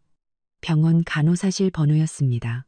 심장이 쿵 내려앉았습니다. 김수연 씨, 남편분 오늘 상태 안정적이셔서 중환자실에서 일반 병실로 옮기셨어요. 아까 수연 씨 찾으시던데요. 간호사의 목소리는 다정했습니다. 뭐라고 하시던가요? 언제 오시냐고 회사 일로 할 얘기가 있다고 하시네요. 회사 일. 저는 속으로 비웃었습니다. 역시 기억이 돌아오자마자 그의 목숨과도 같은 회사를 먼저 떠올리는군요. 내일 간다고 전해주세요. 전화를 끊고 문득 무언가 떠올라 주소록에서 한참 동안 연락하지 않았던 번호를 찾았습니다. 김대리, 이준호 회사 안내 데스크 직원이자 제 대학 후배였습니다. 선배님, 몇 번의 신호음 끝에 시끄러운 배경 소음과 함께 후배의 놀란 목소리가 들려왔습니다. 민정아, 지금 잠깐 볼 수 있을까? 1시간 후 저와 민정이는 회사 아래 카페에 앉아 있었습니다. 그녀는 마지막으로 봤을 때보다 많이 야위었고 눈 밑에는 짙은 다크서클이 있었습니다. 회사, 요즘 어때? 그냥, 그렇죠. 강 이사님이 준호 사장님 입원하시는 동안 자기가 다 책임진다고 하고 최 대리도 매일 출근해서 재무팀을 관리하고 있어요. 민정이는 커피를 저으며 불안한 눈으로 말했습니다. 둘이 사이는 어때? 쨍그랑 커피 스푼이 컵에 부딪혔습니다. 민정이는 고개를 숙이고 거의 들리지 않는 목소리로 말했습니다. 커피 스푼이 컵에 선배님, 묻지 마세요. 민정아, 솔직하게 말해줘. 나 이준호 씨랑 이혼할 거야. 증거가 필요해. 제가 그녀의 떨리는 손을 잡자 그녀는 눈시울을 붉히며 말했습니다. 회사 사람들 다 알아요. 최 대리가 목에 하고 다니는 목걸이. 작년에 사장님이 선배님 생일 선물로 준 거랑 똑같은 거예요. 지난주 금요일에는 두 사람이 사장님 사무실에서 제가 서류 드리러 갔다가 이상한 소리를 들었어요. 저는 손에 힘이 빠졌습니다. 그 목걸이는 To My Love 라는 문구와 날짜가 새겨진 주문 제작 상품이었습니다. 세상에 단 하나뿐이라고 이준호는 말했었죠. 그리고 지난달에 회사 계좌에서 4억 원이 빠져나갔어요. 자재 대금이라고 했는데 제가 최 대리 은행 알림 문자를 봤어요. 민정이는 더는 말을 잇지 못했습니다. 알려줘서 고마워. 오늘 우리 만난 건 비밀로 해줘. 저는 테이블 위에 20만 원을 놓고 카페를 나섰습니다. 햇살이 눈을 찔렀습니다. 길가에 서서 어디로 가야 할지 몰랐습니다. 집으로? 아니면 병원으로? 그때 어머니에게서 전화가 왔습니다. 목소리가 다급했습니다. 수연아, 너 어디야? 회사 근처. 왜 당장 집으로 가? 병원으로는 절대 오지 마. 이준호, 기억이 전부 돌아왔어. 변호사를 만나겠다고 하더라. 그 대학 동창, 이혼 전문이라는 그놈 말이야. 그리고 윤명이 아까 몰래 의사 사무실에 들어갔어. 둘이 뭔가 꾸미고 있는 게 틀림없어. 전화를 끊고 택시를 탔습니다. 오는 길에 지연이에게서 카톡이 왔습니다. 펜션 사장님이 시안 재촉하는데 어떻게 돼가? 그루소 챙고 IT, MP, MP 그제야 까맣게 잊고 있던 일이 떠올랐습니다. 집에 돌아와 억지로 컴퓨터를 켜고 어제 그리다만 평면도를 띄웠습니다. 하지만 선과 숫자들이 눈앞에서 춤을 출 뿐 머릿속에 들어오지 않았습니다. 10분 후 저는 화를 내며 노트북을 덮고 소파에 쓰러졌습니다. 문이 열리는 소리에 잠이 깼습니다.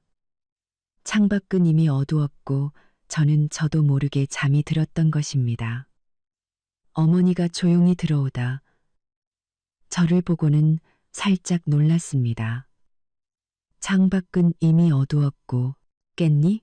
지금 몇 시야? 밤 9시 반, 어머니는 가방을 내려놓고 그 안에서 본 도시락을 꺼냈습니다. 이거라도 먹어. 식당 아주머니께 부탁해서 막 만든 거야. 도시락을 여니 생선찜과 나물, 그리고 미역국이 담겨 있었습니다. 임신 후 냄새에 민감해져 이런 담백한 음식만 겨우 먹을 수 있었죠. 이준호 씨는 어때? 제가 국을 떠 마시며 아무렇지 않은 척 묻자 어머니는 맞은편에 앉아 복잡한 눈빛으로 말했습니다. 기억은 거의 다 돌아온 것 같더라. 어릴 때 일까지 기억해냈어. 그런데 내 얘기는 한마디도 안 하더라. 그 변호사가 오후에 와서 2시간 동안 병실에서 얘기했어. 윤명이가 문 앞을 지키고 있어서 가까이 갈 수도 없었지. 무슨 꿍꿍이일까? 이거 봐라. 어머니는 가방에서 봉투 하나를 꺼냈습니다. 안에는 이준호와 최윤아의 다정한 사진이 가득했습니다. 어머니는 식당에서 서로 음식을 먹여주고 백화점에서 손을 잡고 있는 사진들. 가장 충격적인 것은 지난달 제가 친정에 갔던 날 두 사람이 호텔 앞에서 키스하는 사진이었습니다. 이거 언제 찍은 거야? 제 목소리가 떨렸습니다. 반년 전부터 사설 탐정을 붙였어. 그때는 그냥 의심만 했는데 설마 이 정도일 줄은. 반년 전 저는 충격에 빠졌습니다. 그때는 우리 관계가 겉으로는 괜찮았을 때였습니다. 이준호는 심지어 매주 저와 함께 어머니를 뵈러 갔었죠. 왜 진작 말 안 했어? 말했으면 네가 가서 한바탕 뒤집어 놨겠지. 그럼 뱀만 놀라게 하는 꼴이야. 수연아, 어떤 싸움은 단번에 끝내야 하는 법이다. 어머니는 한숨을 쉬며 사진을 거두었습니다. 저는 국그릇을 내려놓았습니다. 갑자기 입맛이 뚝 떨어졌습니다. 어머니의 말을 들으니 대학 시절 어머니가 제게 장기를 가르쳐 주시던 때가 떠올랐습니다. 차를 버릴지언정 왕을 잃어서는 안 된다. 어머니는 늘 전략가였고 저는 늘 감정적이었죠. 내일 병원에 갈 거야. 직접 물어봐야겠어. 어머니는 반대하지 않고 고개를 끄덕였습니다. 그래. 엄마가 같이 가주마. 그날 밤 저는 잠을 설쳤습니다. 머릿속에는 그 사진들과 민정이의 말이 계속 맴돌았습니다. 새벽 3시 저는 몰래 일어나 컴퓨터를 켜고 디자인 작업을 시작했습니다. 이상하게도 복잡했던 감정들이 일에 집중하자 차분해졌습니다. 아침 햇살이 커튼을 비집고 들어올 때쯤 펜션 디자인 시안은 거의 완성되었습니다. 어머니가 일어났을 때 저는 이미 아침 식사를 차려놓고 있었습니다. 잘 잤니? 어머니는 제 다크서클을 보며 물었습니다. 시안 다 그렸어. 이따 병원 가기 전에 회사에 먼저 들릴 거야. 너무 위험해. 어머니가 미간을 찌푸렸습니다. 10분이면 돼. 직접 확인해야 할 게 있어. 오전 9시 저와 어머니는 회사 건물 아래 도착했습니다. 어머니는 1층 로비에서 기다리고 저 혼자 올라갔습니다. 안내 데스크는 비어 있었고 저는 곧장 이준호의 사무실로 향했습니다. 문은 잠겨 있었지만 유리병 너머로 최윤아가 이준호의 자리에 앉아 통화하는 모습이 보였습니다. 책상 위에는 액자가 하나 놓여 있었지만 너무 멀어 내용은 보이지 않았습니다. 저는 몇 걸음 물러나 재무팀으로 향했습니다. 선배님? 신입사원인 김대리가 저를 보고 놀라 일어섰습니다. 사장님 의료보험 서류 가지러 왔어요. 사무실 열쇠 누가 가지고 있죠? 최 팀장님이요. 방금 나가셨는데. 김대리는 불안한 눈으로 말했습니다. 저는 실망한 척 한숨을 쉬었습니다. 덩였고 그럼 할 수 없지. 혹시 서랍에 있는지 한번 볼게요. 말을 마치고 이준호가 평소 서류를 보관하던 캐비닛으로 향했습니다. 선배님, 그건 규정에 어긋나는데. 무슨 규정?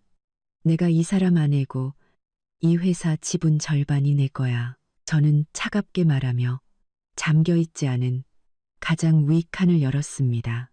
안에는 최윤아의 개인 물품이 가득했습니다.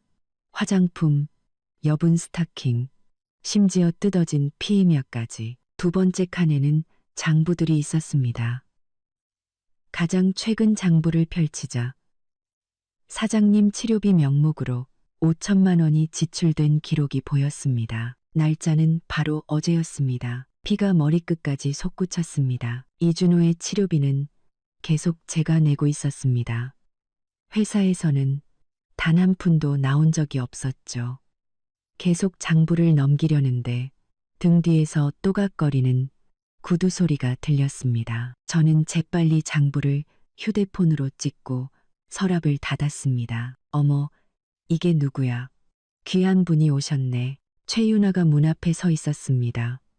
가슴이 깊게 파인 원피스를 입은 그녀의 목에는 역시나 그 세상에 단 하나뿐인 목걸이가 걸려 있었습니다. 사진보다 더 젊고 예뻤습니다. 기껏해야 25. 그 눈빛에는 오만함이 가득했습니다. 사장님, 의료보험 카드 가지러 왔어요. 의료보험 카드요? 병원에 있잖아요. 사장님이 말 안 해주던가요? 최윤아는 웃으며 다가왔습니다. 그녀에게서 나는 향수 냄새에 속이 울렁거렸습니다. 선배님, 임신하셨다면서요? 축하해요. 온몸이 굳었습니다. 누가 그래요? 사장님이요. 우린 비밀 같은 거 없거든요. 최윤아는 의기양양하게 목걸이를 만지작거렸습니다. 저는 그녀의 웃는 얼굴을 찢어버리고 싶은 충동을 간신히 참았습니다. 어머니의 말이 귓가에 맴돌았습니다. 분노는 문제를 해결해주지 않는다. 그래요? 그럼 그 사람이 자기 심근병증이 유전될 수 있고 우리 아이가 성인이 되기 전에 죽을 수도 있다는 말은 안 하던가요? 저는 억지로 미소를 지었습니다. 최윤아의 얼굴에서 미소가 사라졌습니다. 저는 그녀가 멍해진 틈을 타 재무팀을 빠져나왔습니다. 엘리베이터 문이 닫히는 순간 등 전체가 식은땀으로 젖어 있다는 것을 깨달았습니다.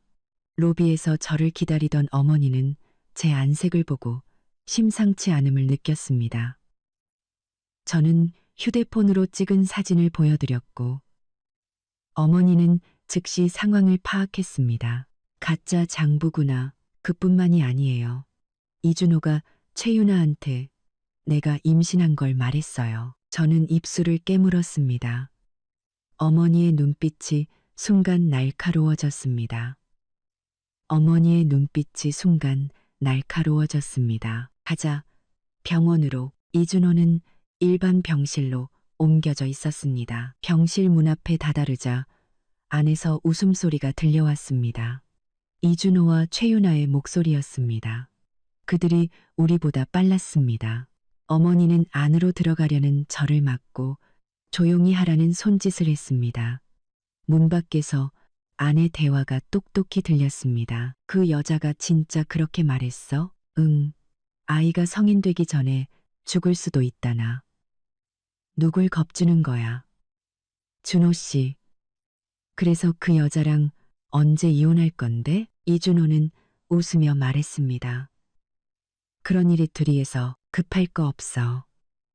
지금 임신 중이라 법적으로 이혼도 안 돼. 아이 낳으면 빈손으로 쫓아낼 방법은 얼마든지 있어. 그래도 너무 오래 걸리잖아. 나랑 결혼한다고 했으면서. 자기야, 조금만 참아. 회사 자산 다 정리하고 빚은 전부 그 여자한테 떠넘긴 다음에 우리 둘이 싱가포르로 가는 거야. 저는 더 이상 참지 못하고 문을 박차고 들어갔습니다. 이준호는 침대에 반쯤 누워 있었고 최윤아는 그의 허벅지 위에 앉아 있었습니다. 두 사람은 우리를 보고는 감전된 듯 떨어졌습니다. 수연아, 어떻게 왔어? 의료보험 카드 가지러. 회사에 있다더니 알고 보니 내연녀 목에 걸려 있었네. 제가 서서 말하자 최윤아의 얼굴이 새빨개졌습니다. 수연아, 오해야, 오해? 둘이 짜고 가짜 장부 만든 것도 오해고 나한테 빚 떠넘기려던 것도 오해고 내가 임신한 거 저 여자한테 말한 것도 오해니? 이준호, 나 어제 산부인과 다녀왔어. 의사 선생님이 아이 아주 건강하대. 유전병 같은 거 전혀 없다고. 이준호의 얼굴이 새하얗게 질렸습니다. 최윤아는 벌떡 일어나 소리쳤습니다. 거짓말. 나가. 이건 우리 가족 일이야. 제가 차갑게 말하자 최윤아는 이준호를 보았지만 그는 시선을 피했습니다. 결국 그녀는 가방을 들고 뛰쳐나갔습니다. 병실에는 끔찍한 침묵이 흘렀습니다. 수연아, 네가 생각하는 그런 게 아니야. 그럼 뭔데? 이준호가 마침내 입을 열었습니다. 저는 휴대폰을 꺼내 장부 사진을 그의 눈앞에 던졌습니다. 5천만 원 치료비 어디 갔어? 이준호는 휴대폰 화면을 보며 입술을 떨 뿐 아무 말도 못했습니다. 이것도 어머니가 갑자기 끼어들어 그들의 다정한 사진들을 침대 위에 하나씩 펼쳐 놓았습니다. 설명 필요하니? 대단하시네요. 장모님, 탐정은 얼마나 붙이셨어요? 하긴, 예전에 저희 아버지 일로 재미 좀 보셨을 테니. 이준호는 갑자기 사진들을 보며 비웃었습니다. 그의 말투는 날카로웠습니다. 어머니의 몸이 굳어지는 것이 느껴졌습니다. 입 닥쳐.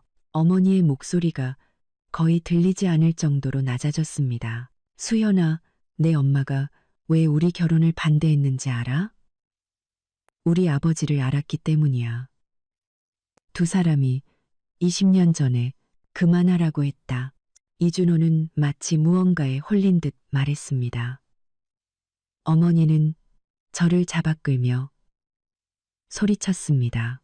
이준호, 내 아버지가 뭐 대단한 사람인 줄 알아. 저는 두 사람 사이에 서서 그들이 무슨 말을 하는지 전혀 이해할 수 없었습니다.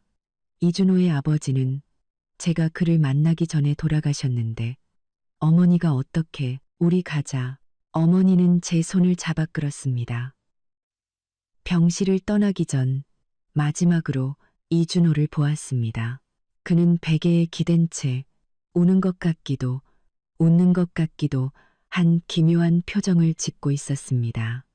이마의 흉터가 햇빛 아래 붉게 번들거렸습니다. 복도에서 저는 어머니의 손을 뿌리쳤습니다. 대체 어떻게 된 거야?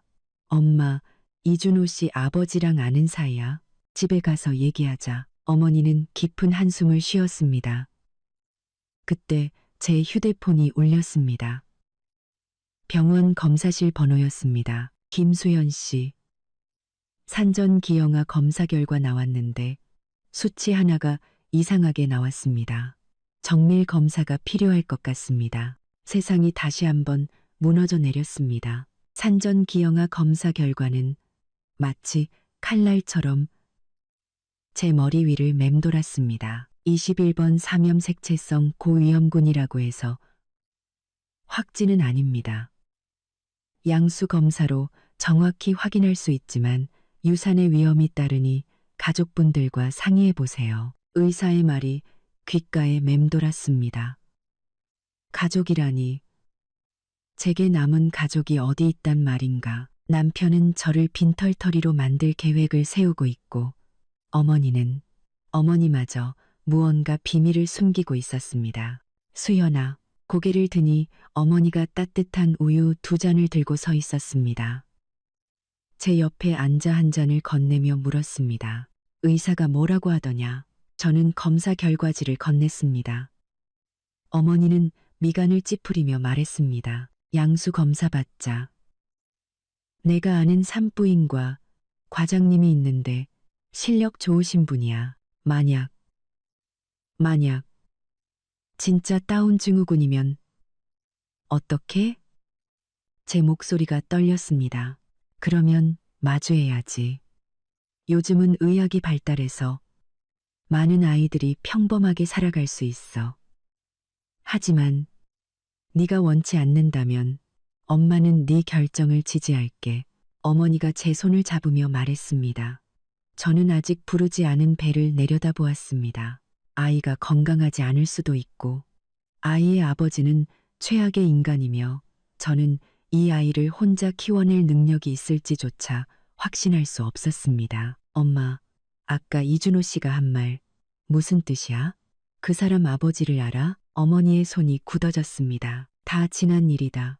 알고 싶어. 복도 끝 전자시계가 14시 59분에서 15시 0분으로 넘어갔습니다. 어머니는 마침내 입을 열었습니다. 이준호의 아버지, 이태식은 내 아빠의 동업자였어. 뭐라고? 저는 충격에 빠졌습니다. 25년 전 두 사람이 같이 건자재 회사를 차렸지. 그러다 회사가 망하고 내 아빠는 모든 빚을 떠안았지만 이태식은 돈을 들고 사라졌어. 이준호 씨도 이 사실을 알아? 우리가 만난 게 우연이 아니야. 그놈은 몰랐을 거야. 이태식은 우리가 결혼하기 전에 죽었고 그들 고향은 다른 도시였으니까. 어머니는 제 생각을 읽은 듯 말했습니다. 그럼 아까 말한 재미 좀 봤다는 건 뭐야? 이태식이 바람을 피웠어. 내가 내 아빠한테 경고했지만 믿지 않았지. 결국 그 여자가 회사 돈을 들고 튄 후에야. 어머니의 목소리가 점점 작아졌습니다. 저는 더는 묻지 않았습니다. 어머니의 옆얼굴은 굳어 있었고 눈가의 흉터가 유난히 도드라져 보였습니다. 그 흉터는 분명 그 과거와 관련이 있을 것입니다. 그래서 나랑 이준호 씨 결혼을 반대했던 거구나. 아버지를 너무 닮아서. 그래.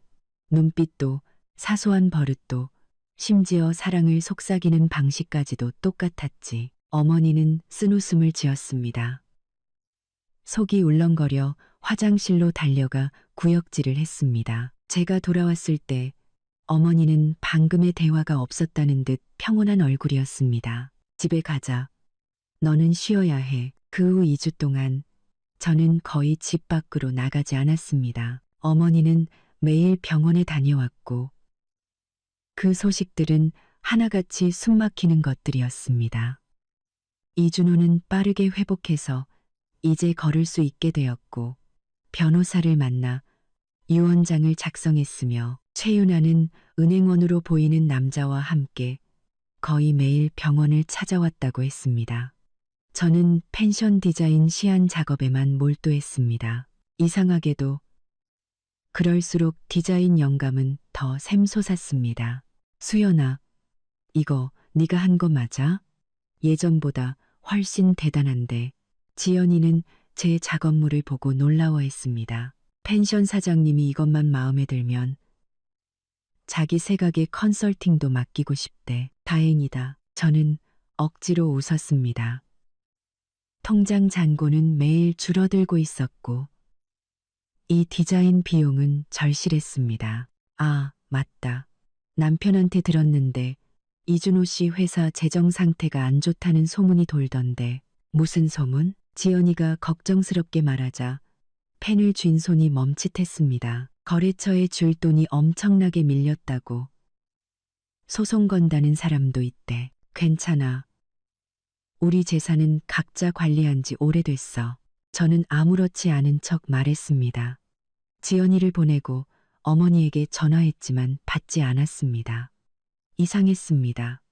어머니는 늘 제 전화를 바로 받았는데 3번을 시도하다 결국 병원으로 가보기로 했습니다. 병실에는 이준호 혼자였습니다.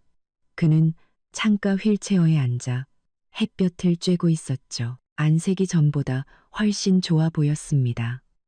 저를 보더니 낯선 사람을 보듯 차갑게 고개를 돌렸습니다. 엄마는 모르겠는데 의사 선생님 만나러 갔나 보지. 이준호는 무릎 위 담요를 정리하며 건성으로 대답했습니다. 돌아서려는데 침대 옆 탁자에 놓인 서류 봉투가 눈에 들어왔습니다. 겉면에는 유언장이라는 글씨가 쓰여 있었습니다. 이준호는 제 시선을 따라가더니 황급히 휠체어를 돌려 시야를 가렸습니다. 유 원장 썼어? 제가 단도직입적으로 묻자 그의 입꼬리가 경련했습니다. 너랑 상관없는 일이야. 왜 상관이 없어? 우린 아직 법적으로 부부야. 당신 재산 전부 우리 아이한테 남겨. 그래, 모든 재산, 집, 차, 회사 지분까지 전부 다 우리 아이한테 남길 거야. 이준호가 제 말을 끊었습니다. 저는 그 자리에 얼어붙었습니다. 2주 전만 해도 저를 빈털터리로 만들려던 사람이 갑자기 모든 것을 아이에게 주겠다니 왜 갑자기 마음이 바뀐 건데 죽다 살아나니 많은 걸 깨달았거든. 아이는 죄가 없잖아. 최고의 미래를 만들어주고 싶어. 그의 목소리는 감정이 풍부했지만 그 눈빛은 비즈니스 협상을 하는 것처럼 냉정했습니다. 직감적으로 무언가 잘못됐다는 걸 느꼈습니다. 서류, 보여줘. 이미 공증까지 끝났어. 아이 낳으면 변호사가 연락할 거야. 이준호는 서류를 베개 밑에 숨겼습니다. 더 물어보려는데 어머니가 병실로 들어왔습니다. 어머니는 얼굴이 창백했고 이마에는 식은땀이 맺혀 있었습니다. 손에는 종이 한 장을 꽉 쥐고 있었죠. 엄마, 왜 그래? 집에 가서 얘기하자. 어머니는 고개를 저으며 제 손을 잡고 밖으로 나갔습니다. 복도에서 어머니는 비틀거리며 제게 기댔습니다. 온몸이 불덩이처럼 뜨거웠습니다. 엄마, 열나잖아. 병원 가야지. 이거부터 봐. 어머니는 억지로 말하며 구겨진 종이를 제게 건넸습니다. 옛날 친구가 방금 알아봐 준 거야. 그것은 회사 자산 조사 보고서였습니다. 이준호의 회사는 반년 전에 이미 자본 잠식 상태였고 모든 자산은 3중, 4중으로 담보가 잡혀 있었습니다. 부채 총액은 40억 원이 넘었죠. 그리고 가장 끔찍한 것은 회사 법인 대표란에 제 이름이 적혀 있었다는 것입니다. 말도 안 돼. 난 아무데도 서명한 적 없어. 저는 소리쳤습니다. 위조한 거야. 너한테 빚을 떠넘기려고. 어머니가 힘겹게 말했습니다. 눈앞이 캄캄해졌습니다. 40억 원. 저를 팔아도 갚을 수 없는 돈이었습니다. 그리고 유 원장은 함정이야. 아이가 재산을 상속하면 빚도 같이 상속돼. 그놈은 네가 후견인으로서 아이 대신 빚을 갚게 될 거라는 것까지 계산한 거야. 어머니의 말이 끊겼습니다. 세상이 빙글빙글 돌았습니다. 아이에게 재산을 남기는 척하며 실제로는 제게 빚을 떠넘기려는 속셈이었습니다. 엄마, 우리 당장 말을 하려는데 어머니가 갑자기 베개 위로 쓰러졌습니다. 엄마, 엄마, 저는 미친 듯이 어머니의 뺨을 때렸지만 반응이 없었습니다. 떨리는 손으로 119에 전화했습니다. 구급차가 도착했고 저는 방금 떠났던 병원으로 다시 돌아왔습니다. 어머니가 응급실로 실려 들어가는 모습을 보며 영혼이 빠져나가는 것 같았습니다. 수납을 하려는데 간호사가 말했습니다. 어머님, 어제 오후에도 오셨었어요. 의사 선생님이 입원하라고 했는데 그냥 가셨어요. 어제 어머니는 아픈 몸을 이끌고 저를 위해 이준호의 회사를 조사하러 다녔던 것입니다. 입원 수속을 마치고 응급실 밖 의자에 주저앉았습니다. 그때 휴대폰이 진동했습니다. 모르는 번호였습니다. 선배님, 저 민정이에요. 방금 강이사랑 최 팀장이 하는 얘기 들었는데 두 사람이 선배님 디자인 시안으로 새 프로젝트 입찰에 들어가려고 해요. 최 팀장이 이미 파일 받았다고 내일 바로. 짧은 비명과 함께 전화가 끊겼습니다. 저는 멍해졌습니다. 펜션 디자인 시안은 제 노트북에만 있는데 잠깐 지난주 이준호가 제 새 작업물을 보고 싶다며 노트북을 병원으로 가져오라고 했었습니다. 제가 화장실에 간 사이 노트북은 병실에 그대로 놓여 있었죠. 응급실 문이 열리고 의사가 나왔습니다. 보호자분, 환자분 입원하셔야. 선생님, 저희 어머니 베개 밑에 종이가 하나 있을 거예요. 그것 좀 가져다 주시겠어요? 의사는 이상하게 쳐다봤지만 안으로 들어갔다 나왔습니다. 간호사가 어머니가 꽉 쥐고 있던 자산 보고서와 작은 메모지 한 장을 건네주었습니다. 어머니의 날아가는 듯한 글씨체였습니다. 수연아, 기억해. 1. 아무 서류에도 서명하지 말 것. 2. 펜션 시안 저작권 등록할 것. 3. 이 변호사에게 대성투자 조사를 의뢰할 것. 엄마는 괜찮아. 그놈들 상대하는 데 집중해. 엄마, 눈물이 메모지 위로 떨어졌습니다. 어머니는 이 와중에도 저를 챙기고 있었습니다. 어머니가 일반 병실로 옮겨진 후 저는 집에 가서 노트북을 확인했습니다. 펜션 디자인 파일은 제가 병원에 갔던 바로 그날 오후 3시 17분에 복사된 기록이 남아 있었습니다.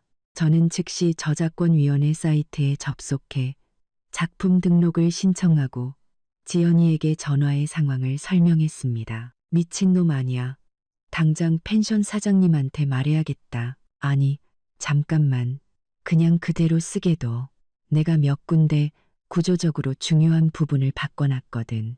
공사하다 보면 문제 생길 거야. 그때는 사기죄로 고소할 수 있어. 지연이는 잠시 멍해 있다가 크게 웃었습니다. 대박.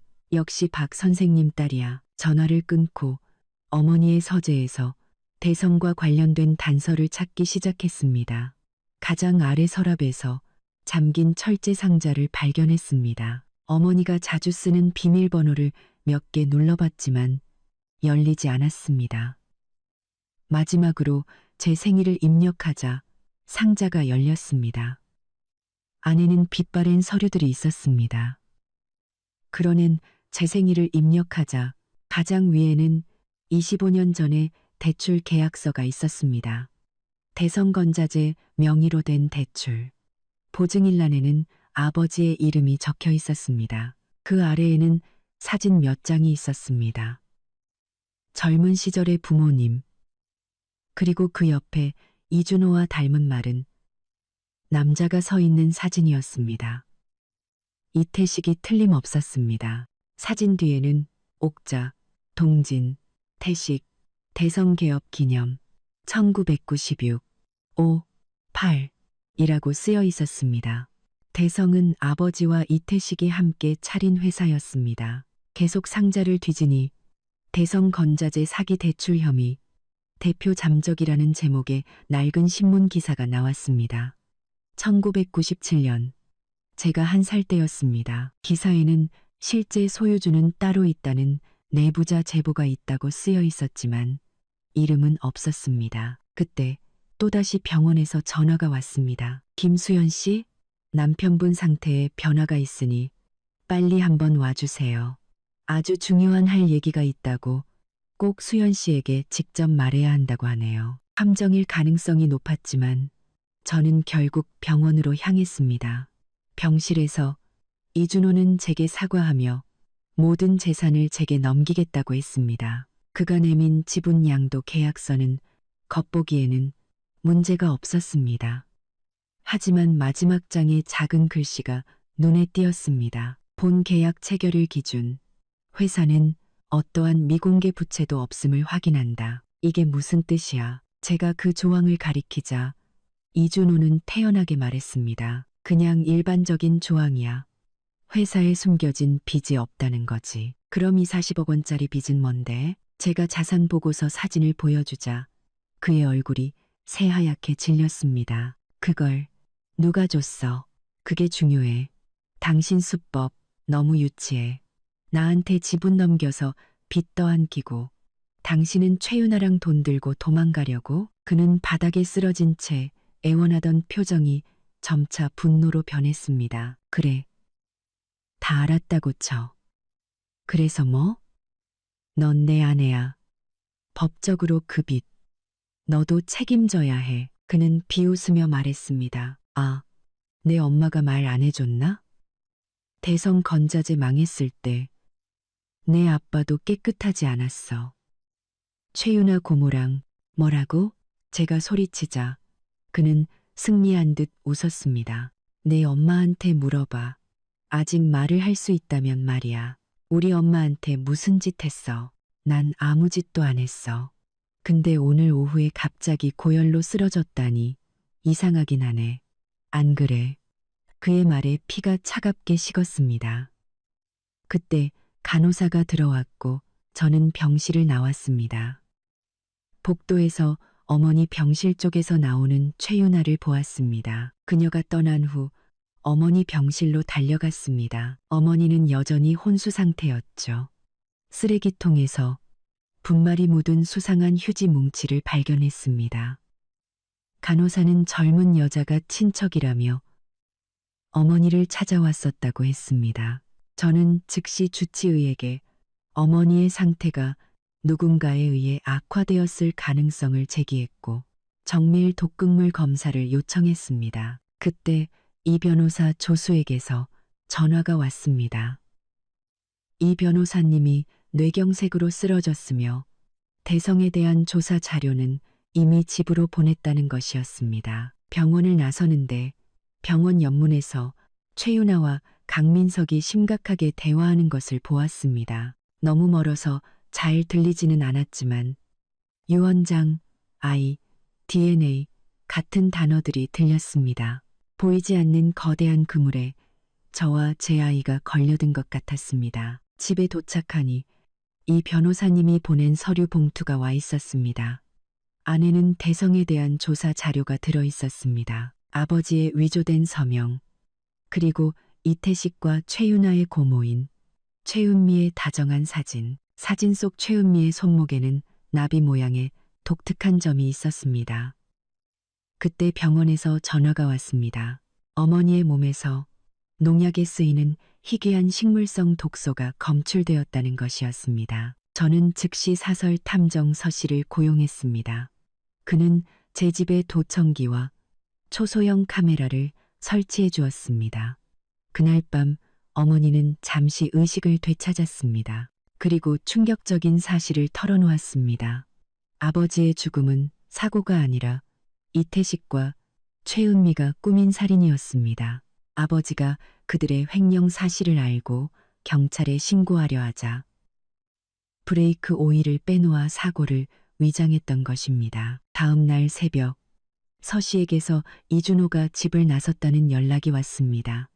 그를 따라가 보니 그는 최윤아가 사는 고급 빌라로 들어갔습니다. 저는 빌라 뒤편에서 두 사람이 부엌에서 다정하게 아침 식사를 하는 모습을 몰래 녹화했습니다. 그때 이준호가 작은 병을 꺼내 최윤아에게 건네는 것을 보았습니다. 그 순간 배에 극심한 통증이 몰려왔고 저는 그 자리에 쓰러졌습니다. 제가 다시 눈을 떴을 때 저는 병실에 누워 있었습니다.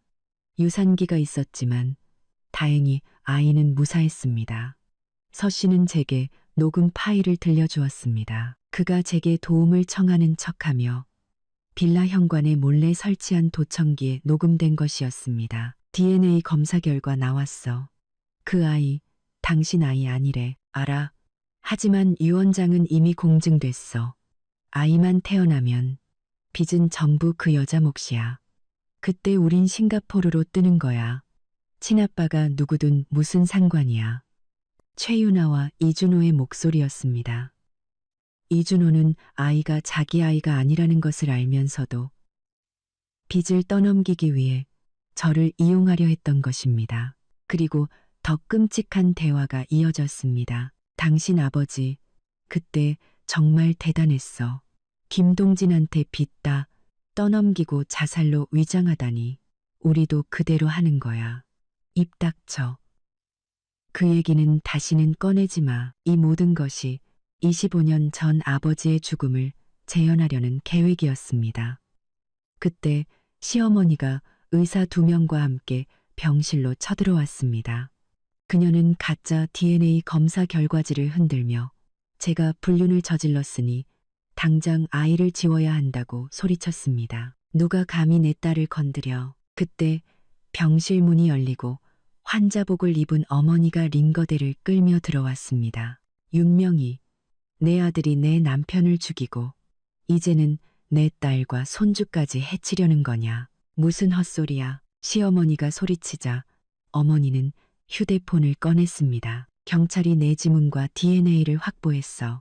네가 보온병에 넣은 그 독극물 말이야. 시어머니의 얼굴이 새하얗게 질렸습니다. 그때 이준호가 들어왔습니다. 그는 모든 증거 앞에서 무릎을 꿇고 제게 용서를 빌었지만 저는 어머니가 미리 준비해둔 이혼 서류와 재산 포기, 각서를 내밀었습니다. 그리고 아버지의 죽음에 대한 진실을 요구했죠. 그는 결국 모든 것을 자백했습니다. 그 순간 제 배에 또다시 극심한 통증이 찾아왔고 저는 의식을 잃었습니다. 어둠 속으로 빠져들기 직전 저는 이준호가 작은 병을 꺼내 어머니의 주머니에 몰래 넣는 것을 보았습니다. 제가 다시 눈을 떴을 때 창밖은 폭우가 쏟아지고 있었습니다. 아이는 무사했지만 어머니는 다른 병실에서 위독한 상태였습니다. 이준호가 어머니의 물컵에 독을 탔던 것입니다. 어머니는 제게 편지와 은행, 비밀금고, 열쇠를 남겼습니다. 금고 안에는 이태식의 살인 증거와 이준호의 모든 범죄 증거, 그리고 제 이름으로 된 재산 상속 서류가 있었습니다. 또한 충격적인 DNA 검사 결과지도 있었습니다. 이준호와 최윤아는 사촌 관계였고 심지어 시어머니와 이태식은 남매였습니다. 이준호는 근친 상간으로 태어난 아이였던 것입니다. 어머니는 이 모든 것을 25년간 홀로 조사해 왔습니다. 김수현 씨, 어머님께서 위독하십니다. 저는 중환자실로 달려갔습니다. 어머니는 제게 작은 녹음기 하나를 쥐어주었습니다. 윤명희에게 들려줘. 그것이 어머니의 마지막 말이었습니다. 녹음기에는 시어머니의 모든 비밀을 폭로하며 제 가족을 건드리지 않으면 증거를 묻어주겠다는 어머니의 목소리가 담겨 있었습니다. 그것은 어머니가 남긴 마지막 함정이자 저를 지키기 위한 최후의 방패였습니다. 시어머니는 그 협박에 굴복했고 저는 어머니가 남긴 증거들로 이준호와 최윤아를 법의 심판대에 세웠습니다. 3개월 후 저는 갓 태어난 아들을 안고 어머니의 묘비 앞에 섰습니다. 엄마 외손주야. 이름은 김시우. 엄마가 지어준 이름이야. 기억나? 아들이면 시우, 딸이면 시아라고 짓고 싶다고 했잖아. 이준호와 최윤아는 살인미수와 중혼죄로 수감되었습니다. 시어머니는 약속대로 다시는 제 앞에 나타나지 않았습니다. 그리고 저는 어머니가 남겨주신 자금으로 작은 디자인 스튜디오를 차렸습니다. 돌아서려는데 저 멀리 검은 우산을 쓴 여자가 보였습니다. 손목에 나비 모양의 점이 있는 최은미. 25년 만에 나타난 그녀는 저와 눈이 마주치자 황급히 사라졌습니다. 쫓아갈까요? 서 씨가 물었지만 저는 고개를 저었습니다. 아니요. 이제 중요하지 않아요. 저는 품 안의 아들을 내려다보았습니다. 아이는 방긋 웃고 있었습니다. 이제 제게는 더 중요한 것이 있었습니다. 집에 돌아와 어머니가 남긴 마지막 선물인 낡은 앨범을 펼쳤습니다. 마지막 장에는 어머니의 편지가 있었습니다. 사랑하는 내 딸에게. 인생에서 가장 큰 지혜는 복수가 아니라 용서란다. 미움이 아니라 사랑이고. 하지만 무엇보다 스스로를 지키는 법을 먼저 배워야 해. 이것이 내가 내게 주는 마지막 그리고 최고의 선물이란다. 영원히 사랑하는 엄마가. 저는 옹알이를 하는 아들을 안고 창가로 다가갔습니다. 비는 그치고 햇살이 구름 사이로 쏟아져 내리고 있었습니다. 창가에는 어머니가 심어두신 히아신스가 활짝 피어 있었습니다. 보라색 꽃잎에 맺힌 빗방울이 햇살 아래 반짝였습니다. 마치 저를 바라보는 어머니의 눈빛처럼 영원한 사랑과 지혜로 빛나고 있었습니다.